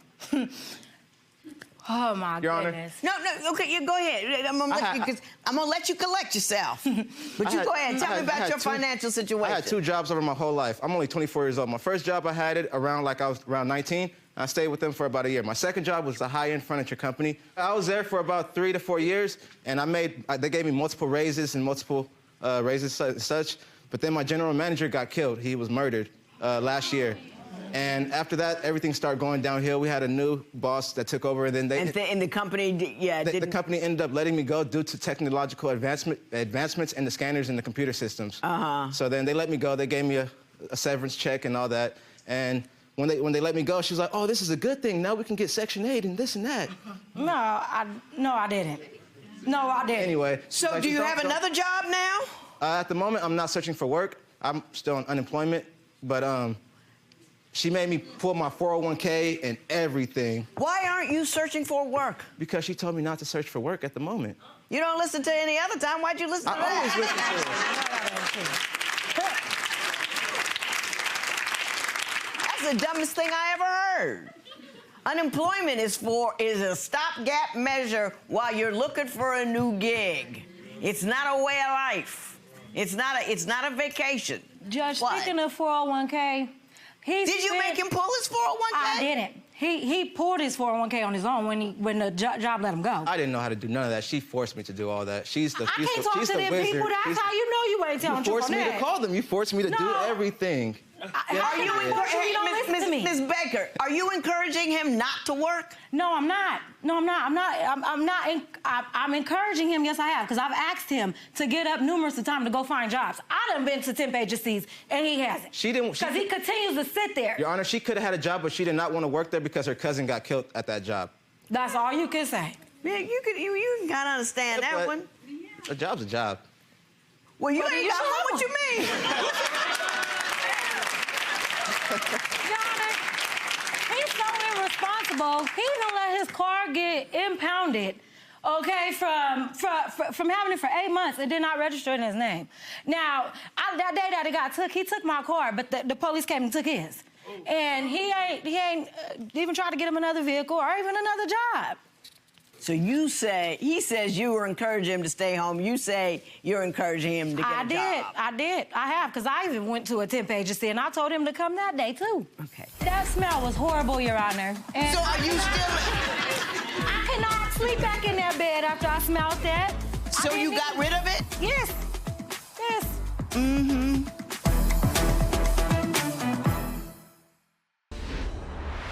You say his friends and family don't like you. I'd ask why, but I think I got an idea, but I'll ask anyway. Why do you think they don't like you? They don't... You know what? There's really no reason for them not to like me. What it is that they see Dante, he's willing to be with me when they don't like me for no reason. I done fed that boy out of my own pocket. I done a lot for him, as well as took him and went to his graduation and took him flowers and a card and balloons. And he don't have nothing good to say. Something out there Nothing for good to you? say. Can I just float something out here for you? Why his family might not like you? I think you're fabulous, personally. But you might wear on people over the long haul. You seem to be very high energy and very suspicious and very upset about every little thing he does. And you're just like, down the airport, the phone, it's a lot. Mm-hmm. Do you see that? It is. It's a lot. Is it a lot, Mr. Lane? It's very overwhelming. It makes me, like, my mind explodes sometimes. Like, we went whitewater rafting, and then she was so controlling over what I wear. Like, she was like, oh, I have some cheetah shorts. And when we went whitewater rafting, she was like, oh, you can't wear those cheetah shorts. My family's going to think you're gay. Them shorts was small as my pants, Your Honor. Towards his butt area. No, it was not. You are lying so... Your Honor, I had a white T-shirt, and she said, that T-shirt's too small. If you raise your hand, they can see your stomach. So I do this, and I'm like, you can't see my stomach. She tries to control everything I wear, everything I do, who I hang around with. Do you do that? I told him something. It ain't necessarily telling him. I'm just explaining to him. That was embarrassing. You come with me and my family. You're embarrassed of me, of your husband? No, of what you was wearing. My cheetah shorts? Yeah, that's tight as mine. They're not tight. You can stop. Oh, they is. I would never do that. And that short way up here. You say, however, your friends and family do, in fact, like her, but she just doesn't give them a chance. Is that true? Yeah, that's true. How do you know? What have they said to you about her, if anything? My mom loves her, but my other doesn't like her because her attitude and all the time, and how I'm not able to hang out with him because she's controlling. If I was to hang out with my other she would think that he's bringing other females around for me. I got you. And he has. That boy have a party every day. And you think he brings women around for your husband? Yeah, Your Honor, his family member don't like me. Okay. The family member. All righty.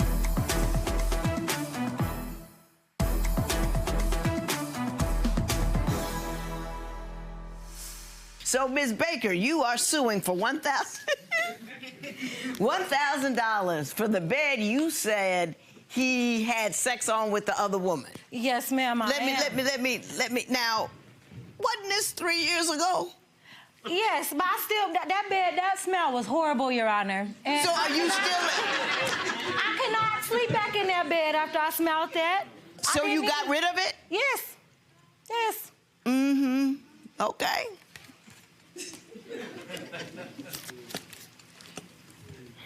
Remember before when I asked you if you were tired? Mm-hmm. And you said kinda? Yes. I think you're exhausted. You may be right. I really do. I think you're exhausted.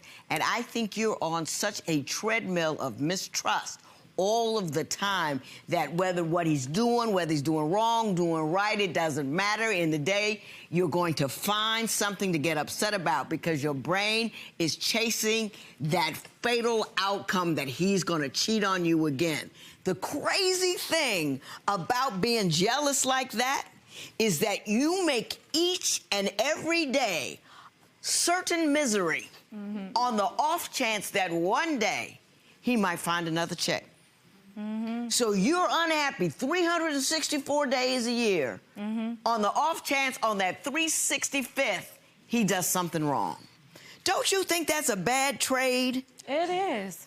It would be best for your brain if you were just to decide to trust him, not wonder where he is, not to get interested in, get your own life, get excited about your own passions, your own work. Don't look for him to entertain you. You entertain yourself. And you know what I mean? And then don't worry about what he's got going on.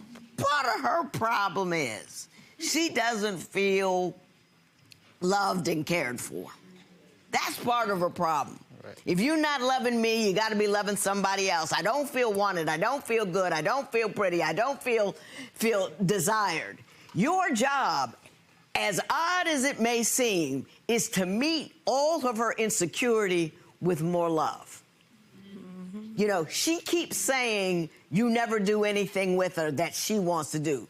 I think she thinks everything comes before her. The game comes before her.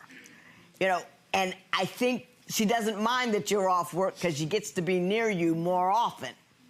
And I think she just doesn't get enough quality time from you to make her feel like she can be with you and feel good about herself. Did I hit it? Yes, you did, Your Honor.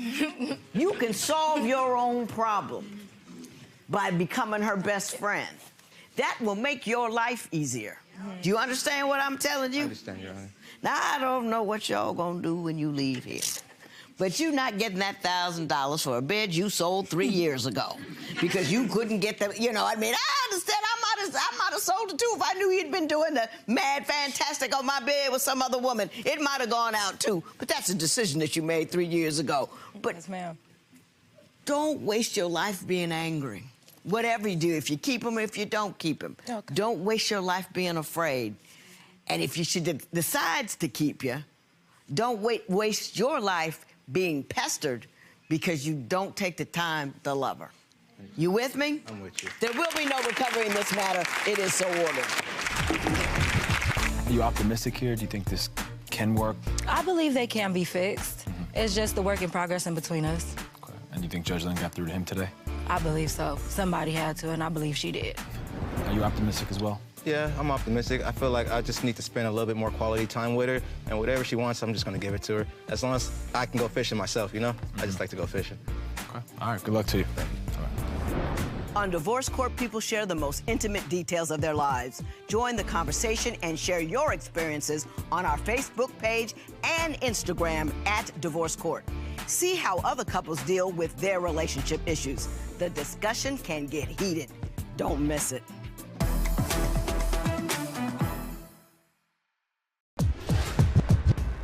Judge, today's case is Angry Man. Thank you. Today, I have 2 young people, yards and yards of anger, and 1 little girl. Let's see what I can do to help her. Court is now in session. The Honorable Judge Lynn Toler presiding. Good day, ladies and gentlemen. I'm here today with Justice Gray and Kadavion Walker. The 2 of you are both 23, young'uns. And you've been together for 2.5 years, and you have 1 child together. Or so you suppose, because, Mr. Walker, you're concerned that the child's skin color indicates that it might not be yours. So we gave the child and you a DNA test, and we have the results of that as well. Ms. Gray, you're also asking for reimbursement for patio glass broken during anger. We'll get to that momentarily. But before we do, Ms. Gray, I'm going to start with you. Why don't you tell me a little bit about your relationship and why we're here today? Yes, Your Honor. Today we're here because pretty much Kadavion anger is unmatched. It's pretty much every time we get into a feud or argument, anything that we disagree on, we always have to end it like with the result. We never get to a conclusion. It's always just anger. It results into physical things, not so much as him putting his hands on me, but breaking things. Like one time, give me some stories. Yeah, go ahead. Yes, ma'am. So we actually got into an argument about something, and I like to cool off. I'm not the type of person I want to speak right then. I want to cool off first because I know things get heated if you talk right then at that moment. So I went outside to my car. I tried to actually go up the road for a moment, and he ran outside. He jumped in front of the car, and I had to stop on my brakes. When I did stop on my brakes, he came to my side of the car, and he tried to open the door, but it was locked, so he pulled that door handle off. Mr. Walker, did that occur? Yes, ma'am, that did. What were you so upset about? When it comes to arguments, some arguments I believe could be handled right then and there because it could be so small, and I like to talk things out because my trust issues, I don't know where she's going or what she's going to do while she's mad, so I'm quickly trying to calm everything down to where breaking off door handles typically doesn't calm anything down. Well, you're talking about it as if you're trying to coordinate a rational response to something when I think you're just hot. You understand what I'm saying? Yes, ma'am. Well, after so long, after I notice she's not trying to talk things out, I will get mad because the situation could be so small and it may not be even that big, so I get mad at the fact that she's taking it this far to having to leave and go somewhere and just not knowing what she's doing. I think that what brings it to those type of situations, I think he gets so upset when I don't talk to him right then in that moment. He would even get to the point like he's pinned me down. I've had while I was pregnant, about 6 months pregnant. He's pinned me down to the bed. You know, he forcefully having me talk directly to him in the heat of that moment. Don't have no idea exactly what it was, but I mean, like he said, they are very small things. It could be extremely small, but the thing is, he want me to talk right then in that moment. Give me some more examples of small things that have caused big problems. Okay. I actually brought an audio here. It's a recording. Okay. You need to stop cursing and acting like a psycho in front of your daughter. I'm not. You are because you don't have no self-control. You can't control your emotions. You cannot control the words that's coming out of your mouth. You cannot control yourself. You need to leave. You need to leave. That was more damning of you than him. I hardly heard anything he said. Thank you. Do you believe that she instigates all of these instances, or do you? How do you think these come about? Tell me a story. She doesn't instigate them. She would say that most of our arguments start because of me, and it would just be she doesn't get loud till I just try so hard to talk about it. That's when she gets loud. I'll come at her with a calm mindset, trying to talk things out, and she's like, you know what? You really need to shut up and just leave me alone. And when you come at her with a calm demeanor, is she already upset?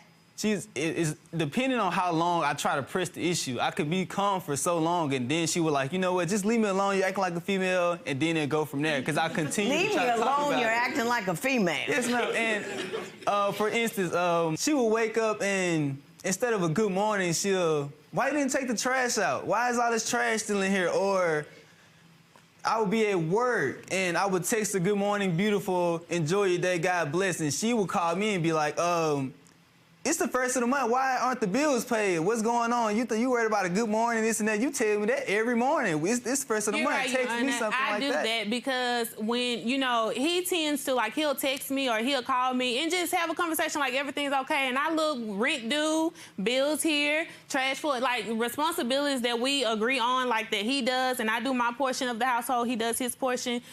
Sometimes things aren't done. That caused me to be angry and upset because I'm like, why isn't this taken care of? But who wakes up like that? Sometimes I give him the benefit of the doubt. Who wakes up and I cut him some slack, but at the same time, it's like, come on, we grown, we young adults. We supposed to be doing better than we're doing. And I don't like how he handled things. It's like no matter what happens, I will wake up with a good mood, and she just wake up like the devil done woke her up or something. I just don't get it. It's just crazy how. Give me some more stories. There was a story about a Google search. Okay, so when he gets upset, he will Google exactly how he said. He will Google why is she waking up in the morning angry. He will go. I found that. He Googles everything. It doesn't matter what it is. He will Google and say what Google said. I'm like, are you serious? The internet has all the information, so I'm looking. I'm trying to figure it out. What happened when you called and asked about the nails? I went home to my mom's, and I've come back, and there's another guy in there, so I'm just trying to avoid that again. Did you do that? We were separated. For a day.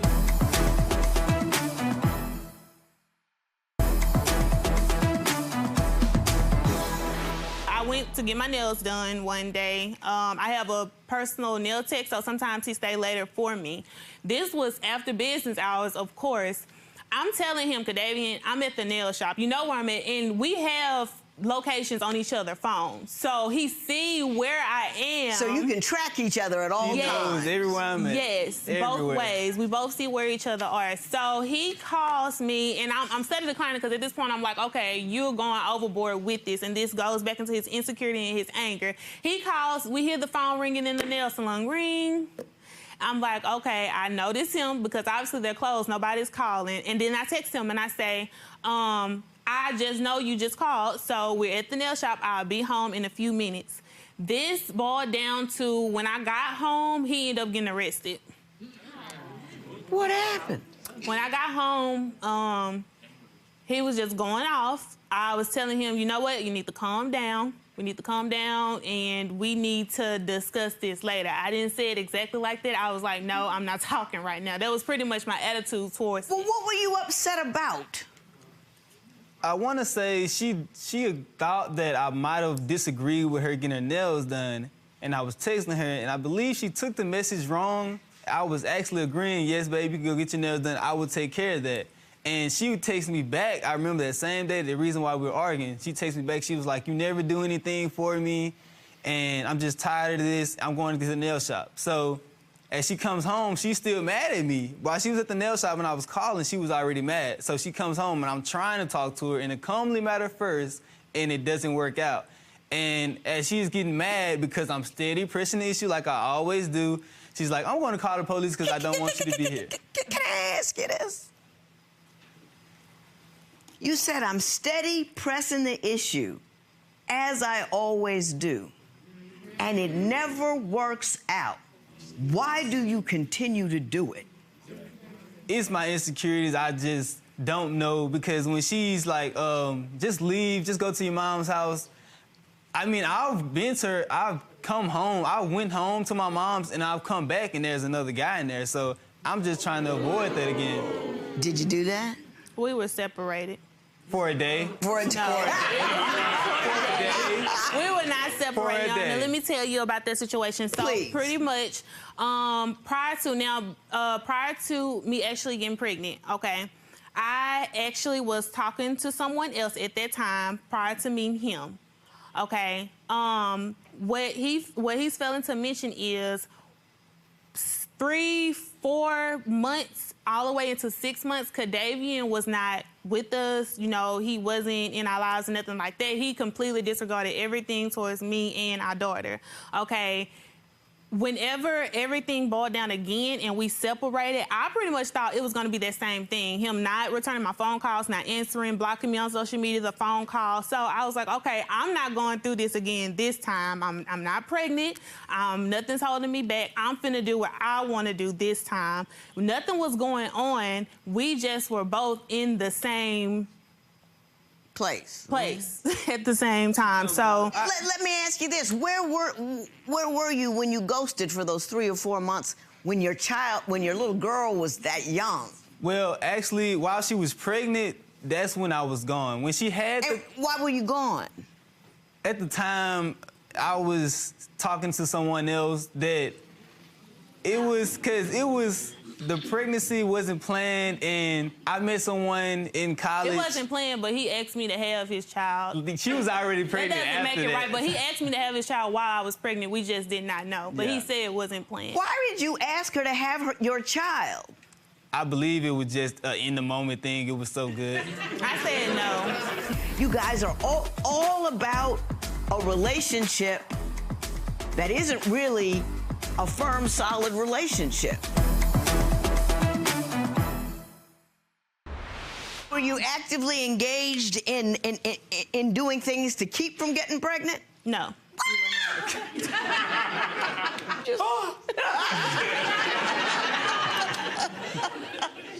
That was a good one. Why don't you think this baby's yours? Well, when she first had the baby, I want to say maybe a week or two after that, we got into a fight because... Turn around, look at your baby. Oh, too cute for words. Go ahead, why don't you think it? So, during that time that I was away for maybe 2 weeks or so, her best friend that is now deceased called me, and she was like, I know you guys aren't together, but I want to tell you this. When you first met her, around the time that she got pregnant, there were 4 different guys that were in and out that apartment at the time that you were coming. You would leave, and another guy would come. They were all my color, and I was like, okay, thanks for telling me that. So now I'm like, I really don't want to go through with all of this if that's not my baby. It was never multiple guys coming. If it was only friends. It was nobody that I was actually seeing or dating. I gotcha. What's going on in the house that leads you to believe that he's not emotionally connected? Well, like whenever I had her, about 2 weeks after she was born, we actually separated then. Whenever we separated then, when he went to his parents, and this is why I feel like he's a mama's boy. He went to his parents, and he always confided in his mom. And I have no problem with that. I have no problem with that. It's just the energy. I feel like, you know, we are adults. I expect you to speak with your mom, you know, have a relationship with her, because how he treats her give me, you know, how he'll give me. But I want to know why you say he's emotionally disconnected with the baby. Okay, so he went to put himself on child support, and now he can't get off. So at that point, at that point in life, I feel like at that point he was just going to completely just say, okay, well, to hell with us, basically, and just leave us. And then so even to this point, he did that, yes. And then to this point, I just still don't feel like he actually like caters to her. Like he do more for me than he do for her, and I do not understand it. Do you feel emotionally disconnected from the baby? I don't at all. I love my daughter to death. There is nothing in this world that I wouldn't do for my daughter, and she's my twin. She brings me happiness when I'm down. She's funny. I believe that, like, sometimes she would say, you never play with her, or you're not playing with her enough. Now, look up, turn to your right, do the right thing. I'm sorry that I had doubts. 99.99999. 99.99998%. That is his kid.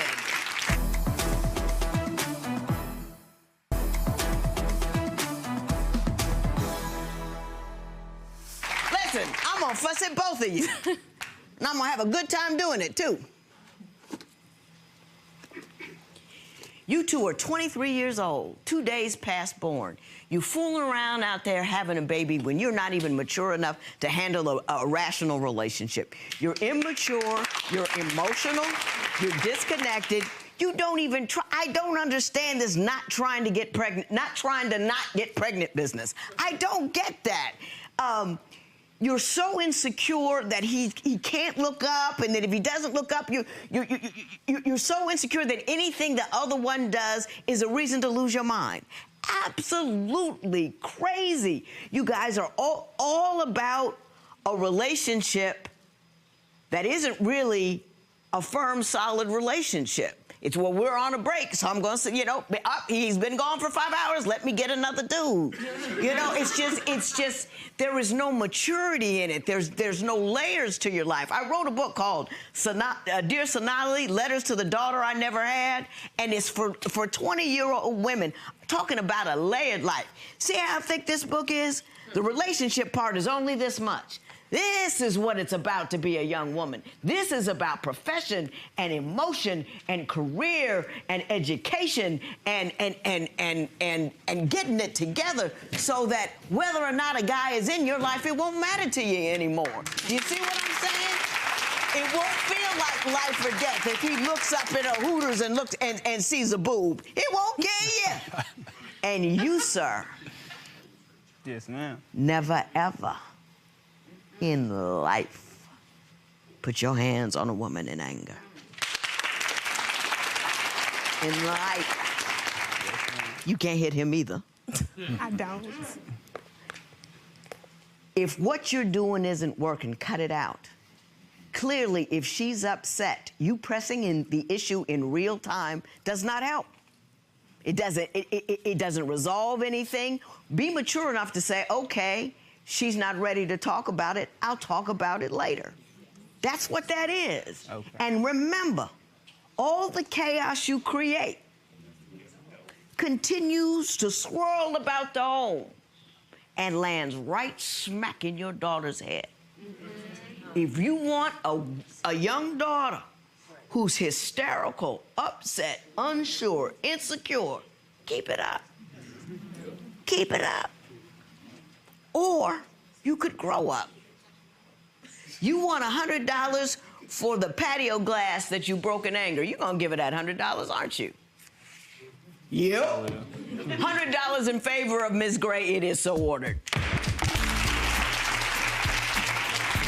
We got a lot of advice. What happens next? You guys are young, got a lot to look forward to. What's now? What happens now? We're going to continue to work on ourselves before we move into any further engagement plans or with our wedding and everything, but we're going to work on this and probably get some counseling back home. You saw what's on that paper there. 9999999. Peace of mind or what? How do you feel? I feel great about it. Everybody that thought different, they now know.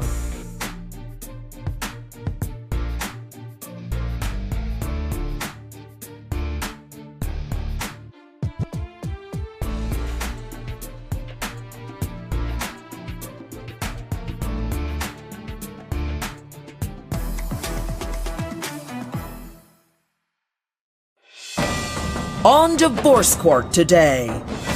Her infertility led to a heroin addiction, but Trisha and John fought those battles together. Now that John is spending time with a daughter he never knew, Trisha is afraid that their marriage will explode. Trisha Humphreys and John Humphreys have brought their dispute for Judge Lynn Toler to resolve. Testimony in divorce court starts now. Mrs. Humphrey, you and Mr. Humphreys have faced some extraordinary issues in your marriage. Could you please tell me a little bit about them? 2011, we got married, and up until then, things were good.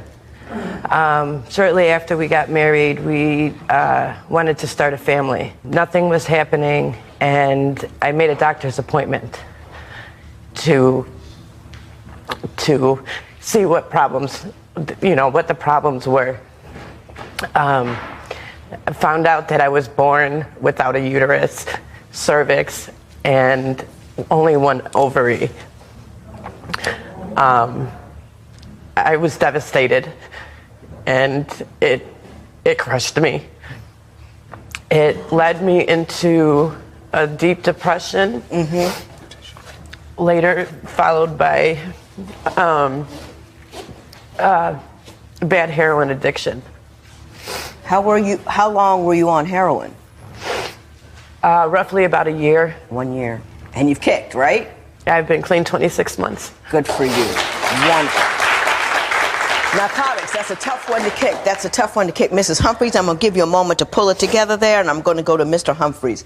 When you found out that she was unable to have children, how did you feel about it? Because everybody asks the mothers how they feel. I'd like to know how you feel. Well, Judge, I took it pretty hard because I was 35 years old and I still didn't have any children. And you really wanted children? I was aware of. Well, yes, that's one reason why Trisha attracted me so much, because she was a young, beautiful girl who didn't have any children, and I'm like, all right, I finally met one here that I can start a family with. Work on it a little bit. When you found out she couldn't have children, what was your response? Did it bring the two of you together? Did it pull you apart? At first, it brought us together, and then we started talking about, well, maybe we can, do adoption or foster care, because I'm a child of adoption myself. Right.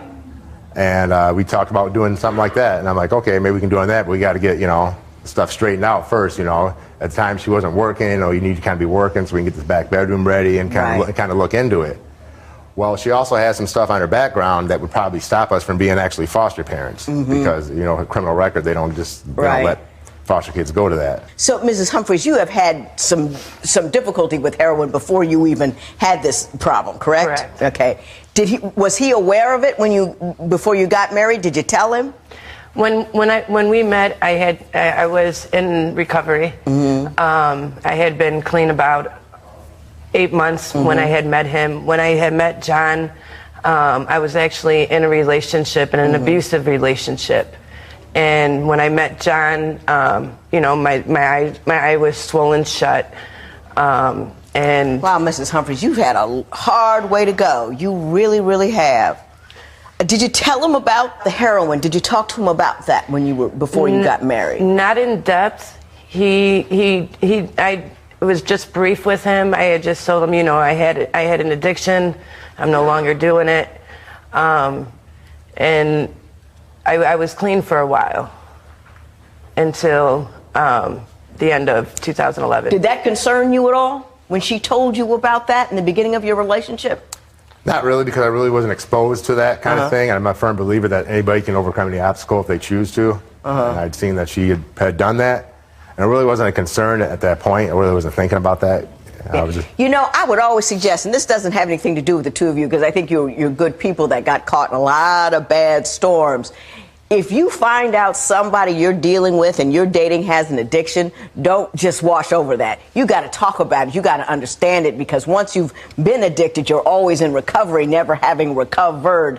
And it's something you really need to know and understand, because when difficult times occur, relapses increase. And it's not something I dealt with it. And I'm not fussing at you. I just kind of general information to the public that you really got to understand what an addiction is before you get together with someone who has it, for her sake as well as yours. I'm just going to put that out there. But you say, heroin addiction or no, that Mr. Humphreys began to distance himself from you once the revelation that you could not have children was made. Is that accurate? Yes. He kind of closed down. We never really sat down and talked about it. It was kind of, I think he thought I knew this before we married, and I didn't. I found out the same time he did. So he kind of throws at me, well, you didn't tell me. And it breaks my heart that I can't give him a family. Mr. Humphreys, do you believe she knew? At first, I thought she knew, but now the more I think about it, the more I think she did know. Next is John's reaction to his newfound daughter, so painful for Tricia that she will leave their marriage? Have you been living together for years but find that splitting up is as complicated as divorce? Call toll-free at 1-877-311-2222 or visit our website at divorcecourt.com. Become a fan at facebook.com/divorcecourt. Real people, real conflict, real judgment. Divorce Court continues. So, Mr. Humphreys, tell me about the extraordinary discovery that you made that altered the trajectory of both your life and your marriage. I was contacted through social media last November that I have a teenage daughter. Wow. Did you believe right away that she was yours, or did you have some concerns? Well, there was also a doubt there, because when back in the day, she was pregnant. But she was also living with somebody, and she told me she was pregnant, but she wasn't sure where it came from. Well, she was pretty sure, but I wasn't sure. I couldn't believe her, you know. Did you ever get a DNA? Not then, no, because she took off and I never seen her. No, but once you found her again, did you get DNA? Yes, I did. And it was in fact your daughter? 99.999%. Were you overjoyed? Yeah, absolutely. Who wouldn't be, you know? Yeah, extraordinary. How did you break it to Mrs. Humphreys? I pretty much told her that I found out the same way I told you, that I found out that I have a child from a previous relationship. And she ultimately started crying. It was really cool. Were you cool with it? Were you calm? Were you loving? Or were you just matter of fact? Well, it took me about a couple weeks to tell her, because I didn't know how to approach her on it. Right. Which is okay, though. You know, it took a long time for you to figure out. You got to know how you feel about it, what you wanted to know about it, and then you have to figure out a way to tell her in a way that would hurt her the least. Mrs. Humphrey, did he pull it off? No. How did you come to learn of it? A text message. It took you 2 weeks to come up with, let me send her a text? Your Honor, it wasn't exactly a text message. I said, there's something I have to tell you. It's very important. But yeah. I didn't come out and tell her through a text message that I have a daughter from a previous relationship. I sat down in the living room and told her that. You texted her, I have something important to tell you. Yes, exactly. And then you brought her into the living room, sat her down, and said that you had a daughter, exactly. A teenage daughter. Mrs. Humphreys, your reaction to that was? I broke down. It's very hard for me. I tried to be accepting. I'm the one who encouraged him to go get the DNA test. I am the one who encouraged him to try and get custody. How did you feel, though, inside, though? I was hurt. Yeah. I was hurt. Were you at all angry? A little bit. Yeah. Even though that's not the appropriate emotion, I think that's a lot of people would come back with anger because it just hurts so much. I guess I can say that I'm a little bit jealous of him because he gets to have what I can't. Do you think that he calmed and commiserated with you enough once you learned of that information? No. No. What did he do or fail to do that you found particularly hurtful? Well, he was going to go meet up with his child, and he never came home. He never came home. For how long? The weekend. Mr. Humphreys, did you do that? I did that, Your Honor. Now, just on a human-to-human tip, understanding that your wife couldn't have children, you found a child of yours, how could you ignore her feelings by going to, and clearly I understand going to see the child and staying all weekend. I get that part. I do, because he's got a lot of time to make up for. But why didn't you consider her feelings during the course of that journey, talk to her, you know, and communicate with her and let her know how long you would be gone? I was just so overjoyed that I was, you know, had a daughter. I really wasn't thinking about it at the time. And she has met my daughter a few times, but she's also put stuff on social media talking about, you know, I love my daughter, this, that. My daughter's extended family kind of has issues with her saying that. When Divorce Court continues, did Trisha write a social media post that stirred up a storm? If you would like your case heard on Divorce Court, call us toll-free at 1-877-311-2222 or log on to our website at divorcecourt.com and join the conversation on Twitter at Divorce Court. Divorce Court continues.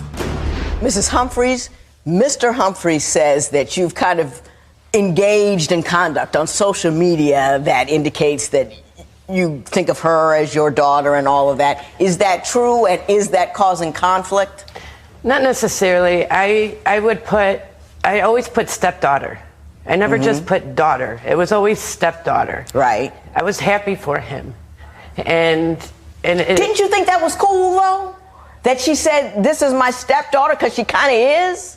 Well, I mean, it wasn't always stepdaughter. Sometimes she mentioned her as my daughter. You know? Did you have a problem with that? I didn't have a problem with that. But other people did? Exactly. Did you talk to her about it? I told her not to put stuff like that. And then she started changing it to my stepdaughter. But when she also put stuff on there about, you know, her being a recovering addict and addiction, and, you know, the extended family also seen that as well. And they were like, you know, I don't want, you know, your daughter around that. I mean, I was kind of caught between a rock and a hard place. What was I supposed to do? You know, I wanted to spend time with my daughter, but I still wanted to support my wife. I wasn't sure. You know, Mr. Humphreys, you come across to me as a flotation device. You kind of bob around in the water. There's a wind goes this way, you bob over here, and then the wind goes that way, and you bob over here. When you're like a dude in a relationship, or just a person in a relationship, and you've got a woman who's fragile over there. She's got a lot of long time hurt and a lot of issues, and then you've got a daughter over here that you haven't seen, and then you got a family associated with that daughter that you haven't seen. You need to show up like Superman. You need to get out in front of the issues and not just tunnel on, bobble behind, and, you know, oh, the wind blew over here, so this is where I am. You need to proactively handle the matter. You need to talk to her about, look, this is the person who's come into my life. I'm overjoyed by it. I hope it doesn't hurt you. This is the kind of time I want to spend with her. I would love her to meet you. This is what we're going to do. You need to set out that game plan. Do you know what I mean? It's your job. You fathered that child. You married this woman. You handle your business. Don't just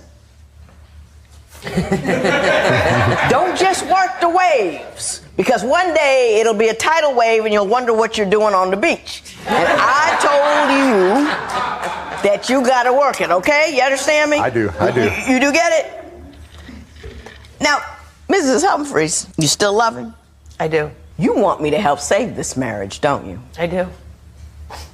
If I could get him to do one thing that you absolutely must have in order to feel like a loved wife, what would that be? I need more communication. You know, I'll ask him things like, how's it, you know, how are things going with your daughter? I get okay, or nothing, or I don't get anything. You know, he excludes me from everything. Easter, he knew I wanted to spend time with him. I didn't see him all day on Easter. A week later, there's a family portrait of him, his daughter, and her family. And it was posted on social media. And I couldn't even get a picture with him. But he went and took his family photo. And his response was, if I'd known it would have been put up on social media, I wouldn't have done it. Judge Lynn Toler's ruling next. Divorce Court. Judge Lynn Toler's ruling right now. Mr. Humphreys, I understand that you two went to marriage counseling at one point, or wanted to go to marriage counseling, right? And on the day that the marriage counseling was supposed to occur, you showed up sozzled. I did that, Your Honor. And so you didn't get to go. No, we did not. And that was your way of avoiding it, correct? Yes. Yeah. Let me explain something to you. I got a scale here. It's very scientific. And here, let's say we got male as a 1, female 10. Right? It's a scale of masculinity and femininity. Like I said, it's very scientific. And everybody, though they're male or female, they have more. Some are real chicky, some are real girly, you know, somebody that's really feminine is over here, you know, male like is a 1. My husband's like a -5. He's old dude, you know, it just like you over there with my husband. Now let me explain to you where he misses the boat, and let's see if I can get you on it. When you're on the feminine side of things, you spend a lot of time scanning the room for how everybody feels. Everything I do in my home, I know how it's going to make him feel and him feel and him, nothing but dudes at my house. So him feel and him feel and him feel and him feel. Dudes just kind of do things, and especially the more male they are, they do things, and then like if something happens, you'll hear about it and you'll handle it then. Don't do that. At one point, I considered getting him flashcards that said, I've done something. Here are the names of the people it might affect. And you gotta go through them and answer the question, how will it affect her? How will it affect him? And what can I do about it to make it easy? Half the battle with women is making sure we feel heard. She loves you and she wants to stay married. Do you want to keep her? You want to keep her. Don't divorce her. I don't even care. I want you to keep her. Do you have anything you want to say to her? I'm just killing you, aren't I, Mr. Humphreys? I'm just killing you. Right, you're not a talker and you're not an emoter. Is that true? Well, I can talk, but you know, I do want to try to work it out. But then she's got to understand that I do have a relationship with my daughter, and there will be some extended family that I may have to deal with. She, just some of the stuff she puts on social media, you know, I just. Can I say this about social media? Cut it out. You know what I mean? And I don't know what's going on over there. I mean, not that you have to cut it out completely, because I'm on social media, but I never put anything intimate on there. You with me, Mrs. Humphreys? I do understand, and the thing about it is, he's not on my page. He's cut me off. You don't have your wife on your Facebook page? It's true. I don't have her on there. You're on there? Why not? I don't know, because the stuff she puts on there sometimes, you know. Oh, Lord have mercy.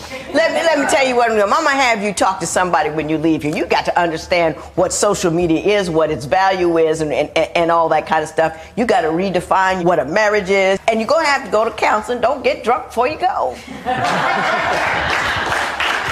I'm not going to even look at I'm not even going to look at the arbitration. I'm not going to even look at the money or anything. This is a savable union. I don't think you're a bad guy. You just don't know how to get it done. I mean, it's dumb stuff. And I don't think you're a bad person. You just know how to have to handle your emotions better. Get together, act like it's sense, and put her on your Facebook page. This matter is adjourned. John has agreed to follow the judge's advice and seek counseling. He and Trisha hope to put their relationship back on track. Post a comment or submit your case at divorcecourt.com or call toll-free 1-877-311-2222. Follow us on Facebook and Twitter at Divorce Court. On Divorce Court today, a once-in-a-lifetime deal breaker. Kim met Yulato and the sparks flew for about a year until he had a threesome with 2 other women. Yulato claims that was a one-time only mistake, but Kim's vicious temper could last forever. Kim Taylor and Yulato Page have brought their dispute for Judge Lynn Toler to resolve. Testimony in Divorce Court starts now. You two have been living together for almost 5 years, correct? Correct. Yes. And Ms. Taylor, you are here because you want to end this relationship. You want $500 for the clothes that you bought him when he moved, and you want full custody of 2 dogs. Or, better yet, I get him to marry you and you'll stay. Right. Did you know that's why you were here? Yes, ma'am. Ms. Taylor, tell me a little bit about your union, how you got together, what you've been doing, and how you've come to bring him here for an ultimatum. Okay. Well, first of all, Your Honor, throughout our 5-year relationship, we have been separated up to 5-6 times. First, I found out that he had a threesome with some other women, and I did not find out from him. I found out from social media, doing some digging and... Were you living together at the time? Yes, we were. And he had a threesome? Yes. With 2 other women? Yes. Now, Mr. Page? Yes. How did all that come about? Okay, well, I work during the day, and I've always had a problem sleeping at night. So I went and got a second job. At this job, I met a young lady and, got her number. Went to her house, with a buddy of mine. And he had to leave for whatever reason. So just me and her drinking, then her roommate comes in. One thing led to another. Alcohol. And 2 women. What else can happen? Exactly. So as a man, I don't see how it's really my fault. I mean, I'm not at fault right here. It's so natural. you're saying when any man would be presented with those circumstances... In that situation, I would defy any man that has been married, I say, past 25, 30 years, to go ahead and walk away. I defy you. Well, what were you doing getting that woman's number and going to her house drinking in the first place? Confidant, Your Honor. Huh? I like to talk to people. You like to who? I like to talk, and that's one of her problems. I talk to people. She doesn't talk? Well, she doesn't like me talking to people. That's the problem. Your Honor, that's because you go to sleep with them. He will go out of his way to look at another woman. I mean, for example, we were at the DMV one time, and there was a kind of shapely lady in front of us, and she had to put her baby down for whatever reason, and she had on a really short skirt. Mm-hmm. So, I'm just, doing my own thing on my phone or whatever. He's on his phone. And as soon as the woman began to bend over, he went from his phone to her behind. And I mean, he didn't just do oh my goodness, someone's bending over, I shouldn't do that, that's disrespectful. He did one of these, all the way down until she stood back up. And when he decided to turn around and see if I saw him, I was already ready with my hand going upside his head, because... You can't hit people. I keep telling people, nobody wants to pay attention. You can't hit people. Mr. Page. Well, as she said, the lady was bending over to put the baby down. I was just trying to make sure the baby didn't fall. That was... The baby was on the ground in a carrier, so there was no... Oh, you don't have to explain. Nobody believes him. Nobody believes him at all. Ms. Taylor, you said you did something significant for him, and I want to go back and discuss that. You say that you quit your job as a stripper because he wanted you to. Yes. You know, I gave up a lot of my friends. I gave up a lot of my family members. And I gave up my career. So I just, you know. You gave up friends and family members? Yes. Why, because he didn't like them, or? Because, you know, I have friends and family that dance too. So, you know, we would all go out together. Wow. We would all have like a little, you know, at some clubs they have like Tuesdays where you get like, you know, free drinks, or you get $2 drinks and things like that. So, you know, we would all go out together and we would, you know, have a little party or whatever. But we're all dancers. So, you know, we all kind of clicked together. And when he found out that... What? You mean like cousins and siblings and stuff? Yeah, a couple of my cousins and a couple of my good friends. Good friends. Yes. And so you had a little crew together. Yeah. And Mr. Page. Okay. I don't quite know what to say. I've never heard of that before. Well, yes. I asked her to stop because, I mean, my line of work that I do, I pull in enough money to take care of bills, hair, nails.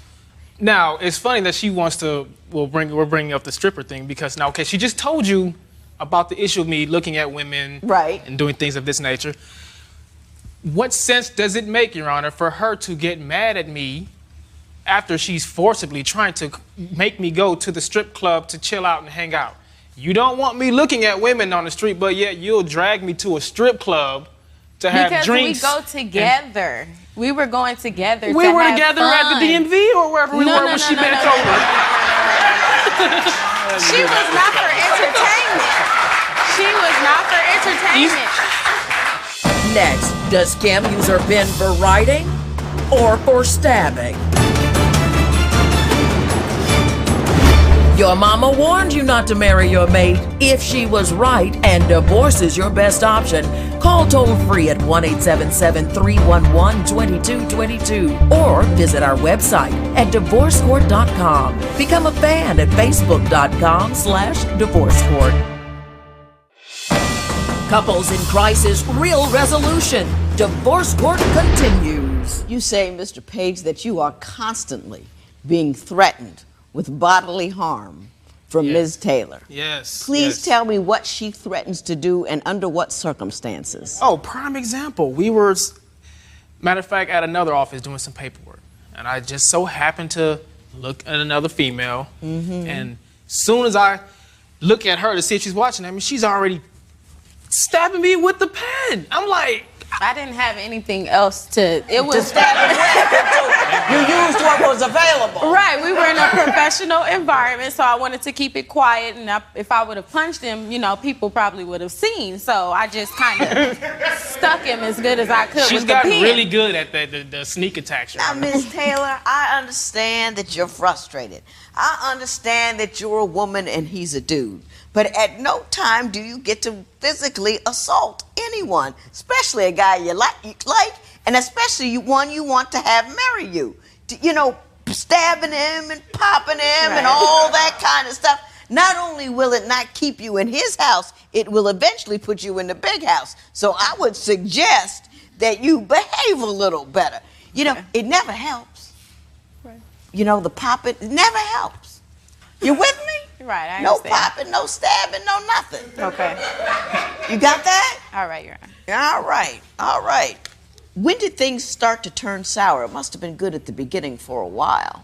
It started with the threesome, Your Honor, and then he decided to leave. He wanted to go and stay with some family, and throughout that time, you know, he decided to talk to these little hoochie mamas on social networks and dating sites and signing himself up as single when, you know, he decided to go out there so we could take a small break. We weren't completely separated, but we were taking time away from each other so that we can try and, you know, gather ourselves. And come back calm, cool, and collected.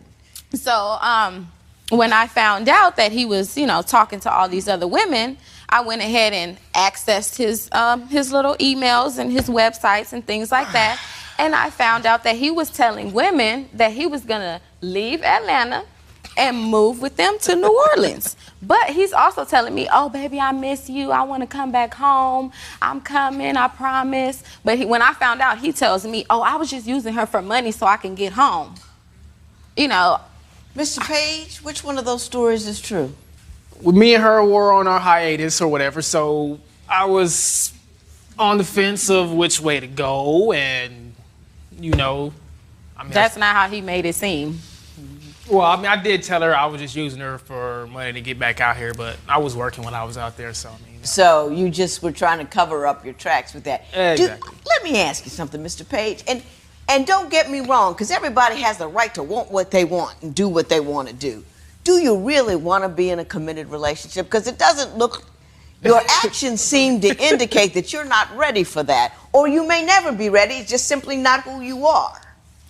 No, I'm definitely happy to be in a committed relationship with her. I mean, besides that one indiscretion, there's been no other problem. You know what I mean? There's just other reasons for the hesitation from the proposal. What are they? Number one, she doesn't trust me. I think we can pass that business. Go to number two. Okay, that's understandable. That's something I have to work with. We got that. Understandable. But here's number two. This is like a strong second. She is controlling. I don't mean bossy. I don't mean demanding. I mean controlling. You see what I have on, Your Honor? Mm-hmm. Guess who picked it out? Well, she did a nice job. Hold on. You look good. You see my nails? Guess who cut them? When Divorce Court continues, Yulato says Kim won't even let him fill out a form without instruction. Can paperwork destroy a relationship? Do you think Yulato's once-in-a-lifetime thing was a good excuse to cheat on Kim? Call 1-800-282-1991 to vote now and see if America agrees with your opinion. You'll also receive some valuable offers. Call now, 1-800-282-1991. If you would like your case heard on Divorce Court, call us toll-free at 1-877-311-2222 or log on to our website at divorcecourt.com and join the conversation on Twitter at Divorce Court. Divorce Court continues. So what I got here, she picks out your clothes. She cuts your fingernails. What else does she do? How else does she control you? If there's any paperwork to be done as far as household, whatever, medical, I could have the paperwork in my hand. She'll be right here. No, get that right. Initial here, this here. Okay, just give it to me. We had an argument one time when I was in the hospital, and I was filling out my paperwork. I wasn't filling it out the way she wanted me to, however the case may have been, so she wouldn't leave me alone, so I just said, fine, here, take the paperwork, and you fill it out for me. And she won't be happy until she's controlling everything, she's doing everything, everything has to be her way. If it's something in the house, everything has its place and the space for it. And I don't mean general space. Is she a little OCD with it? 3 inches. If that bottle you have on that counter is 3 inches, you're going to have 3 inches of space to put it in between the kumquat lotion and whatever kind of shampoo she's got. You're going to have that much space. Ms. Taylor, are you really specific and rigid and controlling about what happens and how it happens? No. When Mr. Page comes in, he starts with his shoes. He throws the shoes on the floor by the front door. Then he drops his bag. Then he drops his clothes. Then he wants to go get in the shower. While I've been home cleaning all day, taking care of the dogs, doing whatever needs to be done, and he comes in and just completely wrecks everything. He'll grab the lotion, the powder, and this, and then he'll just put it back on the counter. And, I spend countless, hours sometimes organizing things. I am a bit of a, OCD. But she just said no, though, when you asked her. No, and she described someone with OCD, and she finally couldn't deny it anymore, so she admitted it. Let me ask you this. Do you not let the man do his own paperwork? Well, sometimes it's just the fact that he'll sit there and, we'll have done this paperwork a million times, and he'll sit there and he'll just, okay, I need to put my name and this and that. And it's like, come on, there's 15 It's really other not that people. difficult. Right, let's just do this. And he just acts like I am just a teacher, I just want to. No, I'm trying to get it done so we can get done and get out of here and get the business done. He'd rather sit and lag and make noises and tap the pen and make noises on his face other than, let's handle the business and let's get out of here. Okay. Ms. Taylor, you're wrong, and I'm going to tell you why. I am you in shorter form. I I have spent my life telling my husband to hurry up, give it to me, I'll finish it. It takes you too long. I finish his sentences because he can't get to the period quick enough for me. Exactly, yes. No, I'll handle it. I'll do it. I'll take care of it. And you know what you do when you do that to a guy? You dismantle him.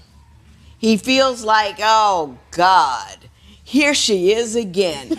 And just, you know, and it's a constant commentary. You're not good enough. You're not fast enough. You're not smart enough. You're not doing it well enough. You're not da-da-da-da-da-da-da-da-da-da-da-da. And just because I happen to live my life in 5th gear doesn't mean it's not okay to live it in 3rd gear. And I don't have any right to take care of his piece of the road and go drive down it in 5th gear. You got to learn to back up off that because it's not cool. Judge Lynn Toler's ruling next. It's time for you to call 1-800-282-1991 to answer today's question. You'll receive some valuable offers. Call now. Divorce Court. Judge Lynn Toler's ruling right now. Mr. Page, I'm going to ask you a question. I'm going to ask you an honest question, and I want you to think about it for a minute, okay?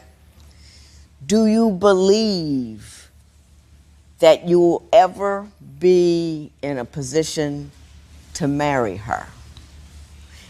Think about it. Her. Well, see, who she is, the way she is. The way she is, minus maybe 1 or 2 character flaws. Yes, no problem. I can't see myself marrying anybody else. She's done too much for me. We've been through too much. We've done too much for each other. So yeah, I can see myself marrying nobody but her. But you also, I look at things. That was the worst thing. If a woman says, "Can you see Mary?" I can't see anybody but you. It's like, Well, I don't mean it as in like, okay, well, this is what I've got and that's that. No, I mean as far as emotion, emotions as I feel for her. You know what I mean? Like, I mean, I'm in love with the girl. I mean, I just don't just love her. I mean, I'm actually in love with her. But I also look at things down the road like this whole controlling thing. Are you worried everything is gonna fall apart? I'm worried because at the end of the day, everything that he has done, all the trust issues and things like that always sit in the back of my mind. And like I tell him, I'm not always trying to control your actions or what you do. I'm trying to help you. You know, I feel like, you know, if he walks out the house and he's going to work, if he's rushing, I may ask him 2 or 3 times, did you get your keys? Do you have this or do you have that? But I'm doing it in a helpful manner. I'm not trying to, you know, control his situation or make him do this or make him do that. Ms. Taylor, let me tell you again where you're wrong. Okay. I know you're trying to help, but it's not helping. It's annoying the living daylights out of him, and it's keeping you from getting what you want, which is a commitment to him. I believe in my heart of hearts my husband needs supervision. I do. But it's not my job. Right. It's not my job to regulate him. It's not my job to do things quickly. And sometimes when I relinquish what I think it is my job to control him, I realize he's right about some stuff, but he can never get to being right about it because I'm so busy pushing him in another direction. You know, my life has gotten better when I let go of trying to micromanage him. Right. You know, it makes me calmer. It makes him happier. We got more joy. We got more time. You got to learn to let that go. You become comfortable in yourself and what you're doing and how you feel, and you become passionate about something that you're into, and you become at ease with your life and the life around you, and realize that if this doesn't happen right at 9:45, and if this doesn't happen as quickly as you think it ought to, the world will not come to an end. You know? Yeah. And as soon as you get there, you're going to get to a place where he say, Okay. You know what I mean? Yes. That's what I tried to tell her. Okay. I just told her. So you don't want to leave and take the dogs, do you? I don't, but like I said, you know, if we can't work things out and he can't give me a ring by the end of December, then I think we need to, you know, separate Well, I our can't ways. give you an order contingent upon a proposal, otherwise you get his dogs. I can't do that. So all I can do is give you my best advice. If you decide that you can't make it later on and you're really here and you really want some stuff, come back, and I might not, but might give it to you. This matter is adjourned.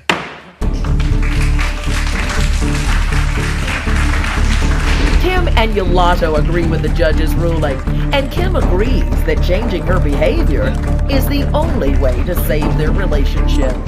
Post a comment or submit your case at divorcecourt.com or call toll-free 1-877-311-2222. Follow us on Facebook and Twitter at Divorce Court. This morning, I met a silly couple with a serious problem. Drug and alcohol use affects the whole family, particularly the children. And when both parties deny their own problems and point fingers at each other, they generally end up here in divorce court.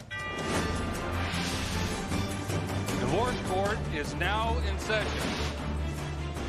Good day, ladies and gentlemen. I'm here with Desiree Russell and Zachary Russell. The two of you have been married 4 years. You have 2 children together. Mrs. Russell, you say that this man smokes entirely too much weed. Why don't you tell me how bad the weed issue is? Well, this man spends about $2,000 to $3,000 a week on marijuana. Hold up. $2,000 to $3,000 a week? A week, yes. Not a month? No, he buys about 2 ounces a week.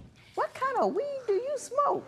You know, that California good. Where'd you get that kind of money? Hey, I have a prescription for it, all right, Your Honor? He does have a prescription, but he feels the need to smoke with everybody and anybody. I know way Hang on. What do you do for a living?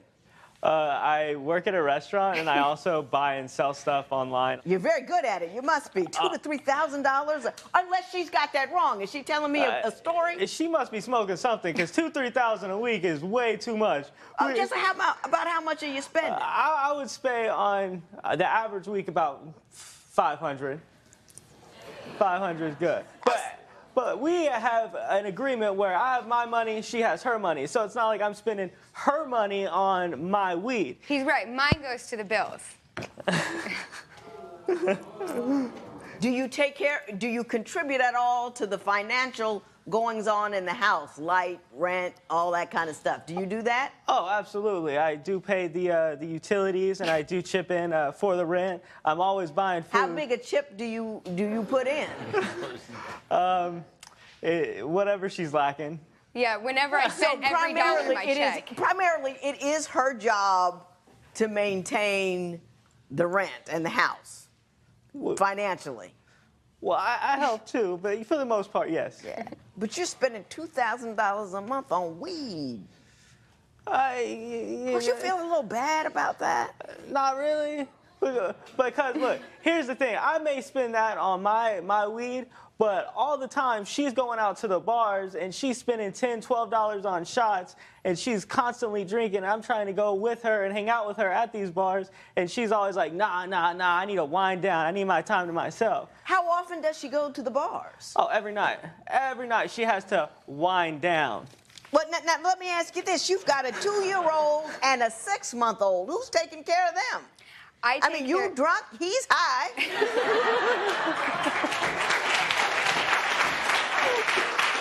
Who's looking after these people? I primarily take care of the children. I completely disagree with his statement about me drinking all the time. I drink maybe like a Friday or Saturday. We have them in daycare as well as a babysitter, which I pay for. The babysitter's taking care of them. By the time that I get off work, there's probably like a 3-hour period between me getting off, going home, and the kids are already asleep.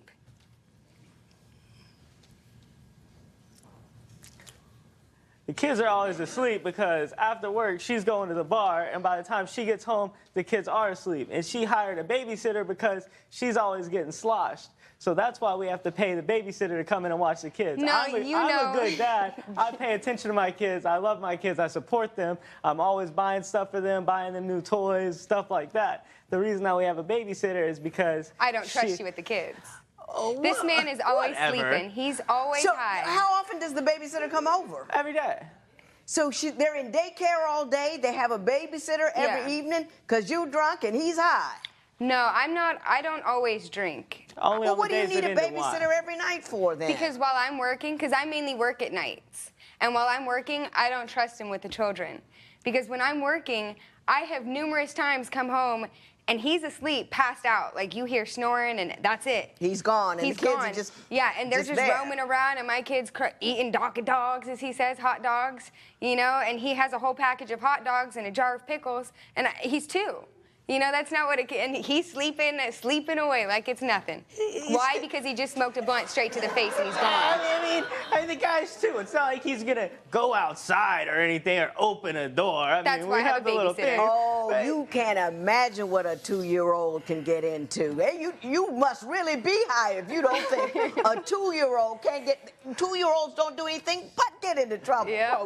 They get in. They put their head in the toilet. They you know, they jump off of stuff. Things in the outlet. They're a casualty waiting to happen. You got to be on these people like white on rice.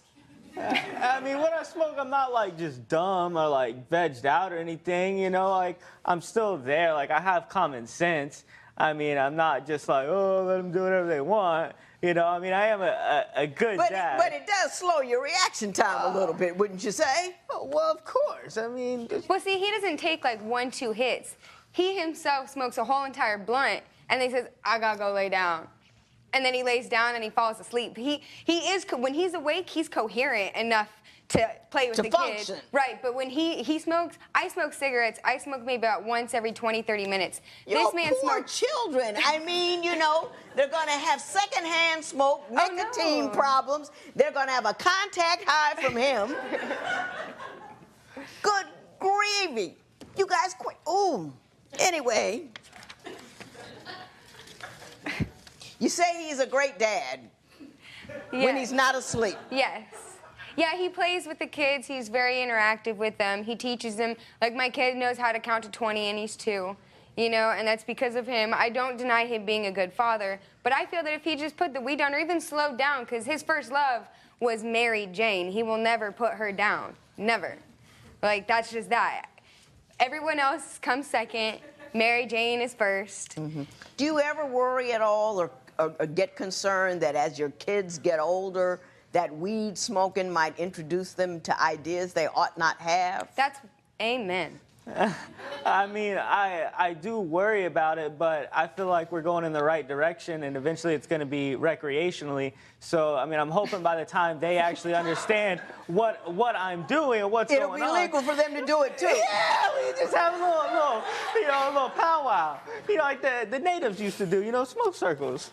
Smoke circles. I mean, I'll wait till I turn 18. See, but... whenever we talk about anything serious, he always has a joke to crack. Just like that. Well, that's why you like him. That's why you married him, because he's funny and he entertains and he's easy to get along and with. And he's easy to get along with because he's high all the time. Yeah, but then So we're going to move forward. We're going to get off this issue for a while because, Ms. Russell, you have a concern that you think is very basic to your life, is that your sex life has decreased 60 to 70%, and I want you to tell me why you believe that has occurred.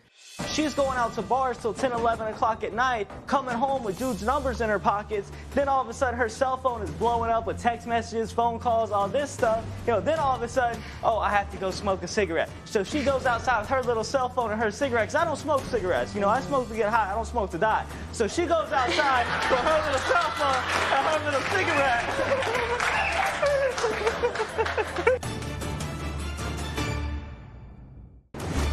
Have you been living together for years but find that splitting up is as complicated as getting a divorce? Call toll-free at 1-877-311-2222 or visit our website at divorcecourt.com. Follow us on Facebook and Instagram at Divorce Court. So explain to me about the lack of romance at your house. So when we first got married, we were very active, numerous times a day. And of course, when you have kids, it kind of dwindles down a little bit. Sure. But I realized that the more and more he's been smoking, because when we first got married, he didn't smoke nearly as much. But the more and more he's been smoking, the less and less sex we've been having. And he just passes out. And then when I try to go up and, you know... get something started. Exactly. He'll take his end, and then he'll go right to sleep. And then I'm stuck there, and he wakes up and he goes, "Oh, that was so good last night." Now, Mr. Russell, are you a selfish lover and someone who only satisfies himself and not worried about the wife? Once you get the game-winning touchdown, I mean, you don't want to go out for another play. I so don't want to have this conversation. I was like, oh my God, let's talk about the cell phone. My understanding is, Mr. Russell, that you believe that your wife spends far too much time on social media. Oh, absolutely. She always has these new guys sending her requests, and they're always commenting on her photos. Oh, you look good in that, you know, sexy, you know, stuff like that. And I mean, I'm okay with it. I realized a long time ago that dudes are going to try to get with my girl. You know, if they're not, then she's probably not that good looking and I shouldn't be with her. You know, when you're with a good looking girl, it's going to happen, you know, so I started to accept it. But where I start to draw the line, Judge, is whenever she's going out to bars till 10, 11 o'clock at night, coming home with dudes' numbers in her pockets, then all of a sudden her cell phone is blowing up with text messages, phone calls, all this stuff. And I'm like, hey, you know, who's calling you? Who's hitting you up right now? You know, it's 2 a.m. You know, what's the deal? We're married, you know? Oh, it's nobody. Oh, it's a wrong number. You know, then all of a sudden, oh, I have to go smoke a cigarette. So she goes outside with her little cell phone and her cigarette, because I don't smoke cigarettes. You know, I smoke to get high. I don't smoke to die. So she goes outside with her little cell phone and her little cigarette.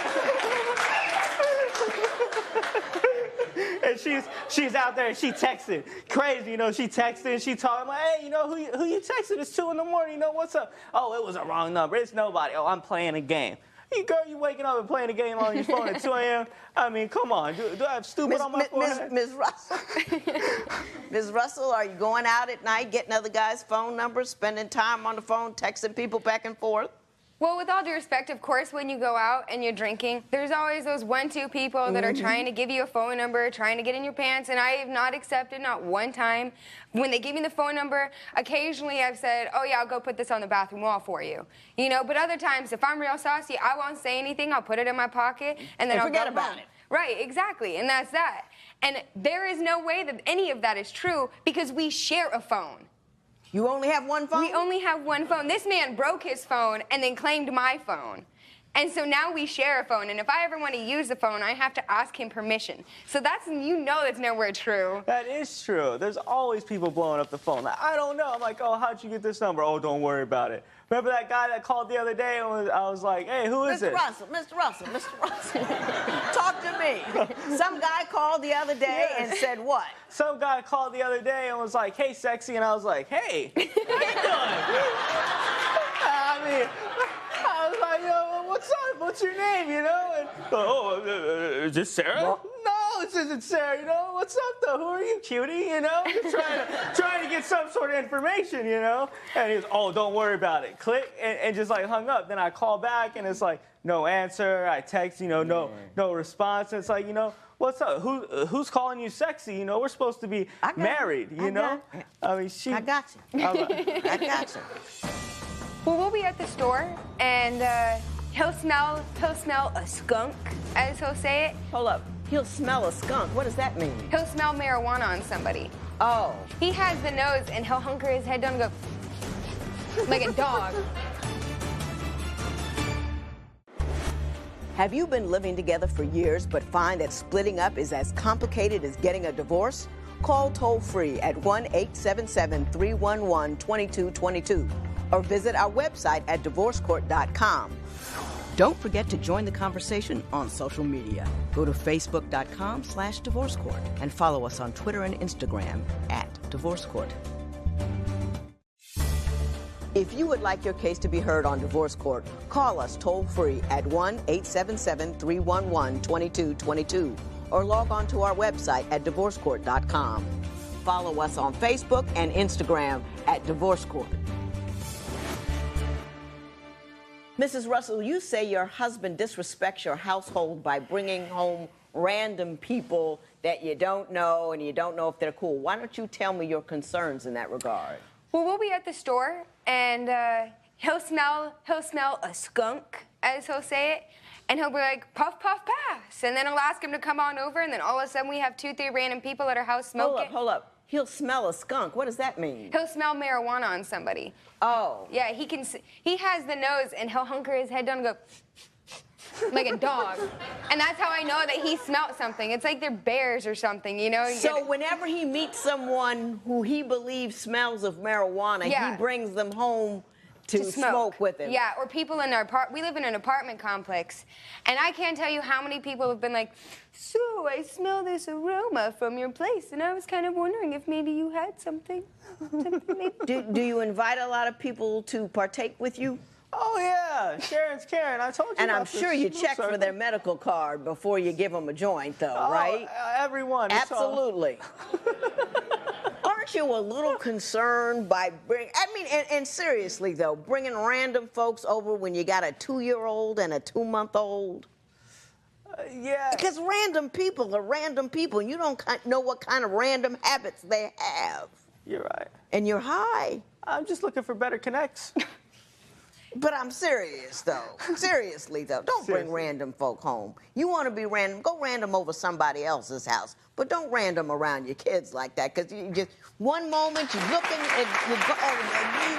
and you never know. You never know.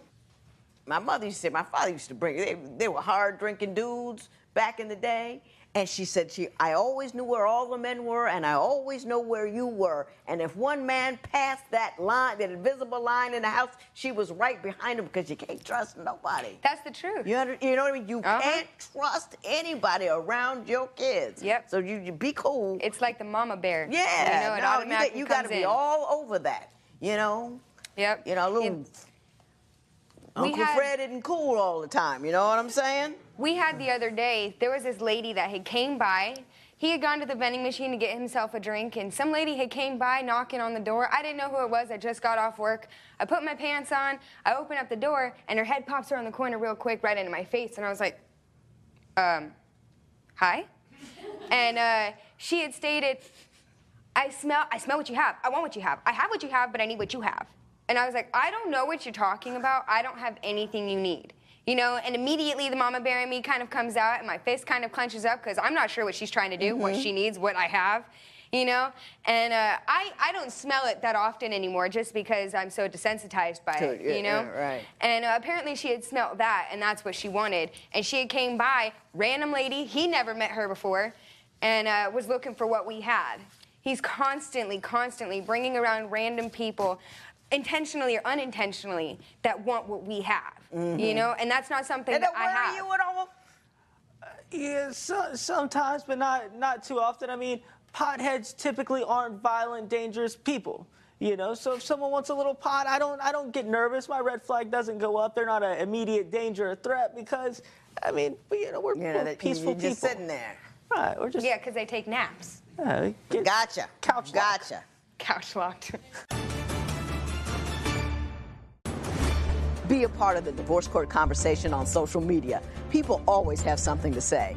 We put new clips on Instagram every week. You, him, and a sugar daddy all lived in one house? Yes. Can't make this stuff up. You can follow us on Facebook and check out our Twitter feed. You can also use the resources on our new website, divorcecourt.com. Are people around you tearing your relationship apart?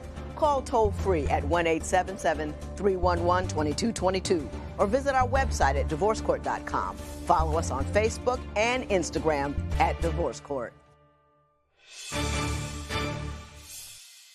Mr. and Mrs. Russell, I've enjoyed you. You've amused me. I'm glad you came. I know you guys aren't going to separate, so I'm not going to pretend like you are. I will say this to you. Please heed my cautions about the random people in the house. That's the only thing that really kind of concerns me a little bit, is you got the random folks in the house, you got the little kiddies. Never a cool thing to do. But what I would do if I were you, you guys need to stay together, love one another, put down the intoxicants every once in a while, just, you know, so you can be clear-headed and see. It's a fun thing just to be sober and with it and be able to think and not have to intake something into your body in order to have a wonderful day. And please, whatever you do, keep him off the streets. This matter is adjourned.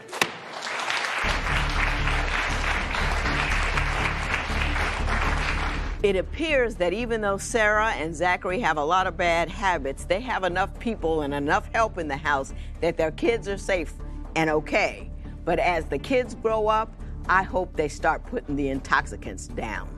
If you would like your case to be heard on divorce court, call us toll-free at 1-877-311-2222 or log on to our website at divorcecourt.com.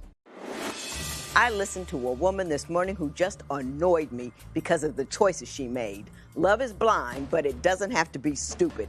Wait until you see what today's couple did to land themselves here in divorce court.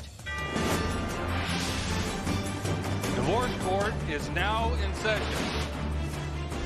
Good day, ladies and gentlemen. I'm here today with Jennifer Edwards and Michael Vanderlyn. The two of you have been together for 3 years, married for 10 months, but you're currently separated. Ms. Edwards, you're seeking a significant amount of money for an unpaid personal loan, and you will tell me about that momentarily. But before we get there, I'm going to start with you, Ms. Edwards. Why don't you tell me a little bit about your relationship and why, after only 10 months of marriage, are you here in divorce court? Well, Your Honor, I believe that this man has taken advantage of me. He swept me off my feet the first time we met. He was passionate, caring, generous, a good dad, and that's exactly what I was looking for, to have a family. Now, how long did it take for you to see all of these qualities in him? Oh, it was only the first 3 months we were together. The first 3 months? Yes, Your Honor. You know, anybody can be well behaved for 90 days. You know what I mean? I mean, usually when someone says and does all the right things, that's not magic, that's practice.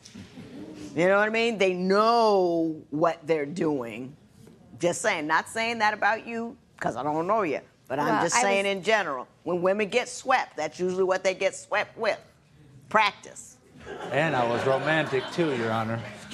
So, Mr. Vanderlyn, why don't you tell me what happened in the beginning of the relationship, what you saw? In the beginning of the relationship, everything was great, from getting along, always going on trips. She always was very romantic, which that's what I was looking for in a marriage. Mm-hmm. What I liked is she never knew the word no, which I liked that. Because in what regard? Is she always up for anything? Always up for anything. Whatever I wanted to do, it was always good. It was always, okay, let's do that, let's do this. Going on a trip without saying anything. She was willing to pay, which that was unusual for me. She was willing to pay for everything? Pretty much in the very beginning, yes. Were you working? I was working. I was landscaping. Why were you willing to pay for everything? I wasn't willing to pay for everything. I had to pay for everything, because the money that he got from work, he had to pay his bills with. So I don't know where he's getting that wasn't traveling. in the beginning, Your Honor. That wasn't in the beginning. In the beginning, she was willing to pay, and I was liking that, because I was tired of always having to pay on previous relationships. I disagree. I don't know how I'm willing to pay when I'm a single mom, working 40 hours a week with 2 children at home. You weren't willing to pay. It's not like he had a gun to your head. No. You made a decision that in order to do what you wanted to do, and you know, it's probably sexist on my part, you know, like doing the sugar mama thing, but you'd have to be willing to pay, because he didn't make you pay. I would say I was willing to go on the vacations. I wanted to go on the vacations. I wanted to get out of town, enjoy ourselves without the kids. As a single mom, could you really afford that? No, not at all. If she couldn't afford it, then why does she continue to do that in the first part of her relationship? Now, later on in the relationship, it's like I made up for her paying the first couple of times, because, and later on in the relationship. What do you say? What do you mean you made up for it? You started paying for things? Yeah, I started paying for everything later on, because she lost her job and got unemployment. So for like that, at 8-10 months, I was paying for everything. Mm-hmm. Let me ask you this, Mr. Vanderlyn. How was it you were comfortable allowing a single mother of 2 children who's working as a receptionist? How did you feel comfortable taking her money when you knew she had 2 kids at home she was trying to support? As long as I felt that she wouldn't spend the money if she didn't have it. Well, obviously she did, and she was able to take care of the kids at that time, so I didn't think it was a big deal. When did things start to go south, Ms. Edwards? About 6 months into our relationship. What happened? He stopped working. just because he got bored at a job. But, Your Honor, it wasn't because... Hang on. I'll get back to you. He got bored at his job, a good job that he was able to make a 401k, steady 40 hours a week, but he was tired of the repetition. He Now, didn't was wanna that do that. 6 months into the marriage, or was that 6 months into the relationship? 6 months into the relationship. So you were still unmarried. You weren't married at the time. We were not married at that Were time. you living together at the time? We had been living together. We moved in together about 3 months after we had gotten together. And he moved in with me because I had the 2 kids, and he was living with somebody, and it wasn't possible for me and the kids to move in there. So he moved into a townhouse that I had already been renting with my kids. Mr. Vanderlyn, what do you have to say about your employment status? Is that what occurred? No, that's not what occurred. The deal is, I enjoyed working where I was working. I was configuring computers. Right. But the situation was I got tired of it, and I was making the same amount of money, doing the same thing over and over and over again. So it wasn't... How long had you had the job? I had that job for probably 3 months. But I got tired of it, though, and I wasn't learning anything. So I was like, you know what, I'm going to find something better. I'm going to find something that pays me more money, and which I did. But he quit before he found something. He didn't have a plan. But I had another job in the first week. I had another Within a job week, you in the had a first job. week. Yes, I did. So it wasn't like her and her situation where she'd be unemployed and collect unemployment for 8 months. And I kept telling her all through that, I said, you better look for a job now. And no, she didn't want to do that. She just, I'm just going to collect my money, and then we're just going to go on. We'll be all right. But in those 8 months. But in the meantime, I've already had another job, and I was already working, and I was still helping pay the majority of the bills. That is incorrect. What happened? I was receiving unemployment. I was also receiving child support and alimony. I was still paying all the bills. No, she wasn't paying all the bills. She was paying some of the bills. You mean you were getting child support, unemployment, and alimony, and you got some other dude in the house and you traveling him around? Wow. Neither one of you has a moral compass. No wonder you couldn't get anywhere. She has a problem with keeping the checkbook up all the time. She was constantly going out to eat all the time. How did you get so far behind that you had a shut-off notice when you have so many sources of income? Have you been living together for years but find that splitting up is as complicated as getting a divorce? Call toll-free at 1-877-311-2222 or visit our website at divorcecourt.com. Follow us on Facebook and Instagram at Divorce Court. Ms. Edwards, you say that Mr. Vanderlyn likes to live the high life. What do you mean by that? He goes out and buys $100 pair of tennis shoes, $100 pair of shoes, but yet he won't pay the electric bill or the cable bill because that's something that we don't need. No, Your Honor, that's incorrect. Let me correct that. Okay. Situation was, she came one time when we were sitting in the kitchen, and she said, hey, we have a shut-off notice, an electric bill. Right. This needs to be paid. The problem is, she has a problem with keeping the checkbook up all the time. So for a while, I had to take her checkbook, and I had to keep it. But she got mad because then at that point, I was controlling the money situation and all that, and she didn't like that. So what was going on, she was constantly going out to eat all the time, taking the kids out to eat every day instead of wanting to cook a meal at home. She's always wanting to cook, or take the kids out to eat and whatnot. Let me ask you this, though. How did you get so far behind that you had a shut-off notice when you have so many sources of income, unemployment, alimony, child support, that's to keep the lights on for your kids? Where was your money going? It was going to pay the bills. There was more, the rent, I paid all the rent. I was paying my car payment. I was paying utilities. Was she paying all that and you weren't contributing? I was contributing to it. And I also was taking that money for our trips. He was not contributing to that. Yeah. You can't, if you're getting shut-off notices on your lights, you can't afford trips. She was in charge of the electric, so I thought it was being paid. She comes to me and says, hey, we need to pay this. And I'm like, well, wait a minute. Why isn't this being paid? She's like, well, I haven't been keeping up on a checkbook. So we had to go to a church. That's not true.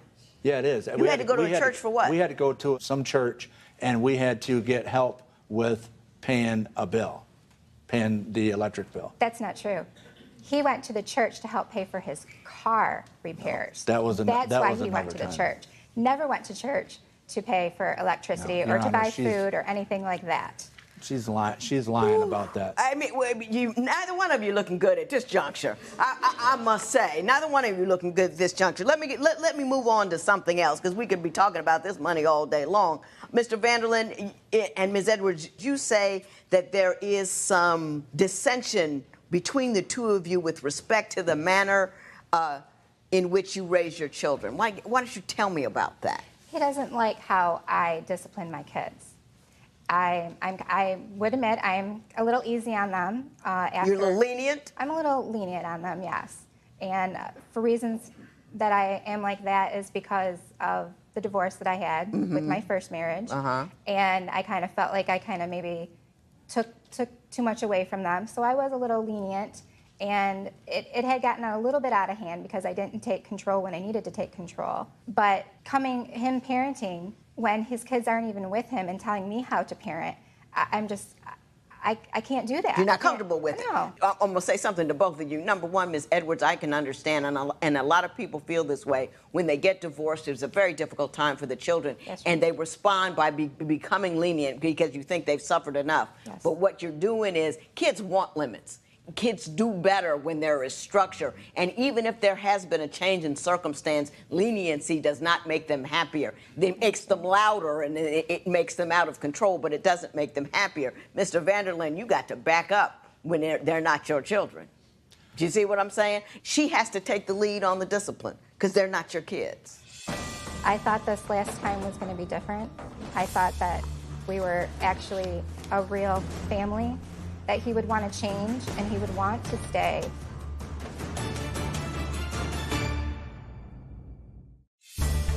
If you would like your case to be heard on Divorce Court, call us toll-free at 1-877-311-2222 or log on to our website at divorcecourt.com. Follow us on Facebook and Instagram at Divorce Court. You say Mr. Vanderlyn is unstable. What do you mean by that? Just from going from job to job when he gets bored. He's been in 3 different states since we've been together. Does he move everybody with him? Oh, no, he just moves by himself.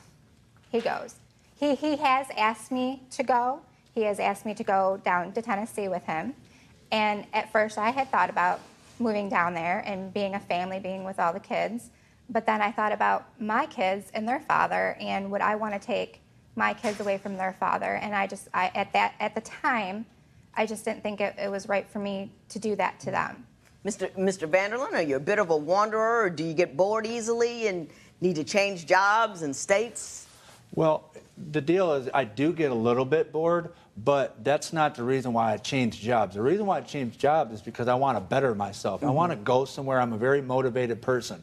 I move just because if I find something better and it's going to better my life, then I'm willing to take a chance and I'm willing to move somewhere to get a better opportunity. Do you discuss it? Now, once you're married, now when you're single, that's cool. But once you're married, don't you think you have to sit down, have a conversation, and make a decision jointly as to where you're going to live and what's the best thing, not just for you and your advancement, but for the entire family? But we wasn't married at the time that I'm moving around up until just recently after we had got married. Got you. Seeing all that about him during the 3 years that you were dating, why marry him? I thought this last time was going to be different. I thought that after everything that we have discussed and everything that we had been through, we were still together, and that this was going to make a difference if we were actually a real family, that he would want to change and he would want to stay with us and just have a regular paying job, not have to always better himself or try to get... Did he say that to you? Did he say, let's get married, I will be this, this, this, and this? Or did you just assume that the state of marriage would change the person you knew him to be? I thought the state of marriage would change him to be the person that I wanted him to be. We women are crazy with that nonsense. We need to stop it. Marriage doesn't change people. It just doesn't. It changes the rules of conduct and what is appropriate and not appropriate. But when you're married, you all of a sudden you get the guy that you pick, not the one you hope he'll become. And all of this imaginary stuff that we got going on, I'm gonna get that ring, it's gonna be a fairy tale, it's gonna work out. He's gonna wanna be Mr. Perfect. Ward Cleaver is crazy, and we need to get over it. Please. But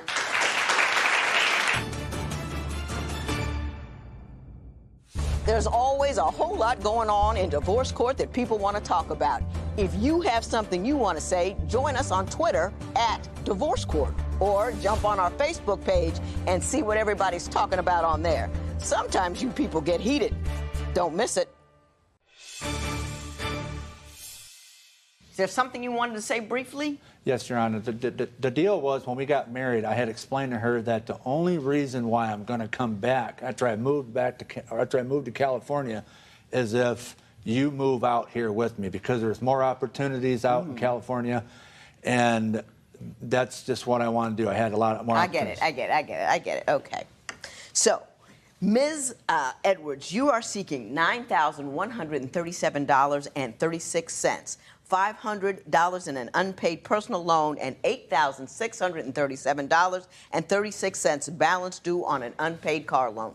Please explain that to me. About 3 months into our relationship, he asked me to get a car loan for him because he couldn't get it on his own. And so I decided, well, he's going to need a car to get back and forth to work to have money to pay the bills. So I decided to get it for him. But he was going to be responsible for making the payments on the car and the insurance on the car. That was going to be his car. I was just getting it in my name. Right. For about a year, he paid the loan and he paid the insurance. Then again, he went from job to job and couldn't make the payments on the car anymore. The car got repossessed. They took me to court because, again, it's in my name. It's against me. Sure.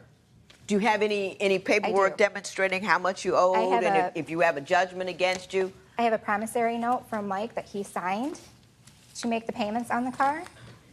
I'm going to show you all of this in a moment just to make sure you know what we're talking about, but I have to take a look at it quick.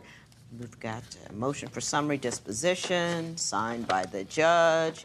You do have a judgment against you in the amount of $8,837.36. Mr. Vanderlyn, I'm going to give you an opportunity to review this. And as you are reviewing it, would you like to tell me your side of that story?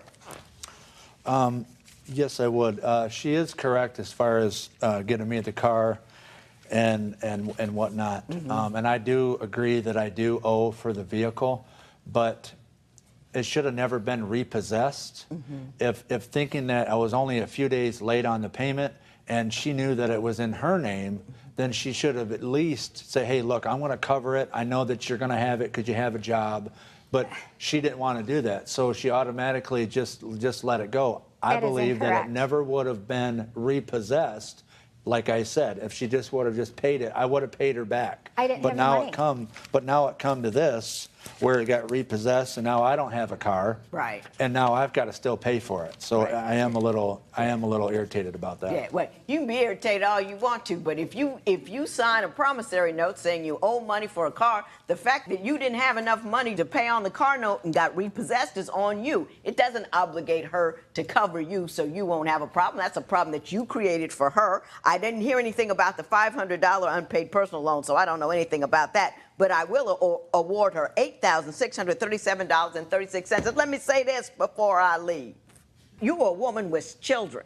Yes, ma'am. You can't run around chasing romance with whomever and spending money like that, like, you found the love in your life and all that kind of stuff. You need to grow up and be grown, do motherly things. All that kind of stuff is over with. You can find somebody and do some things, but don't ever put that before your children. And when your lights are going off because you guys are going on trips, that's a bad thing. And you took advantage of a woman who was raising kids and you took her money from her so she couldn't put her money where you should. Shame on you as well. Judgment in favor of Ms. Edwards.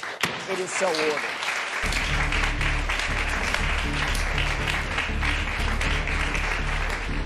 Both of these people made me angry. She was taking food out of her kid's mouth to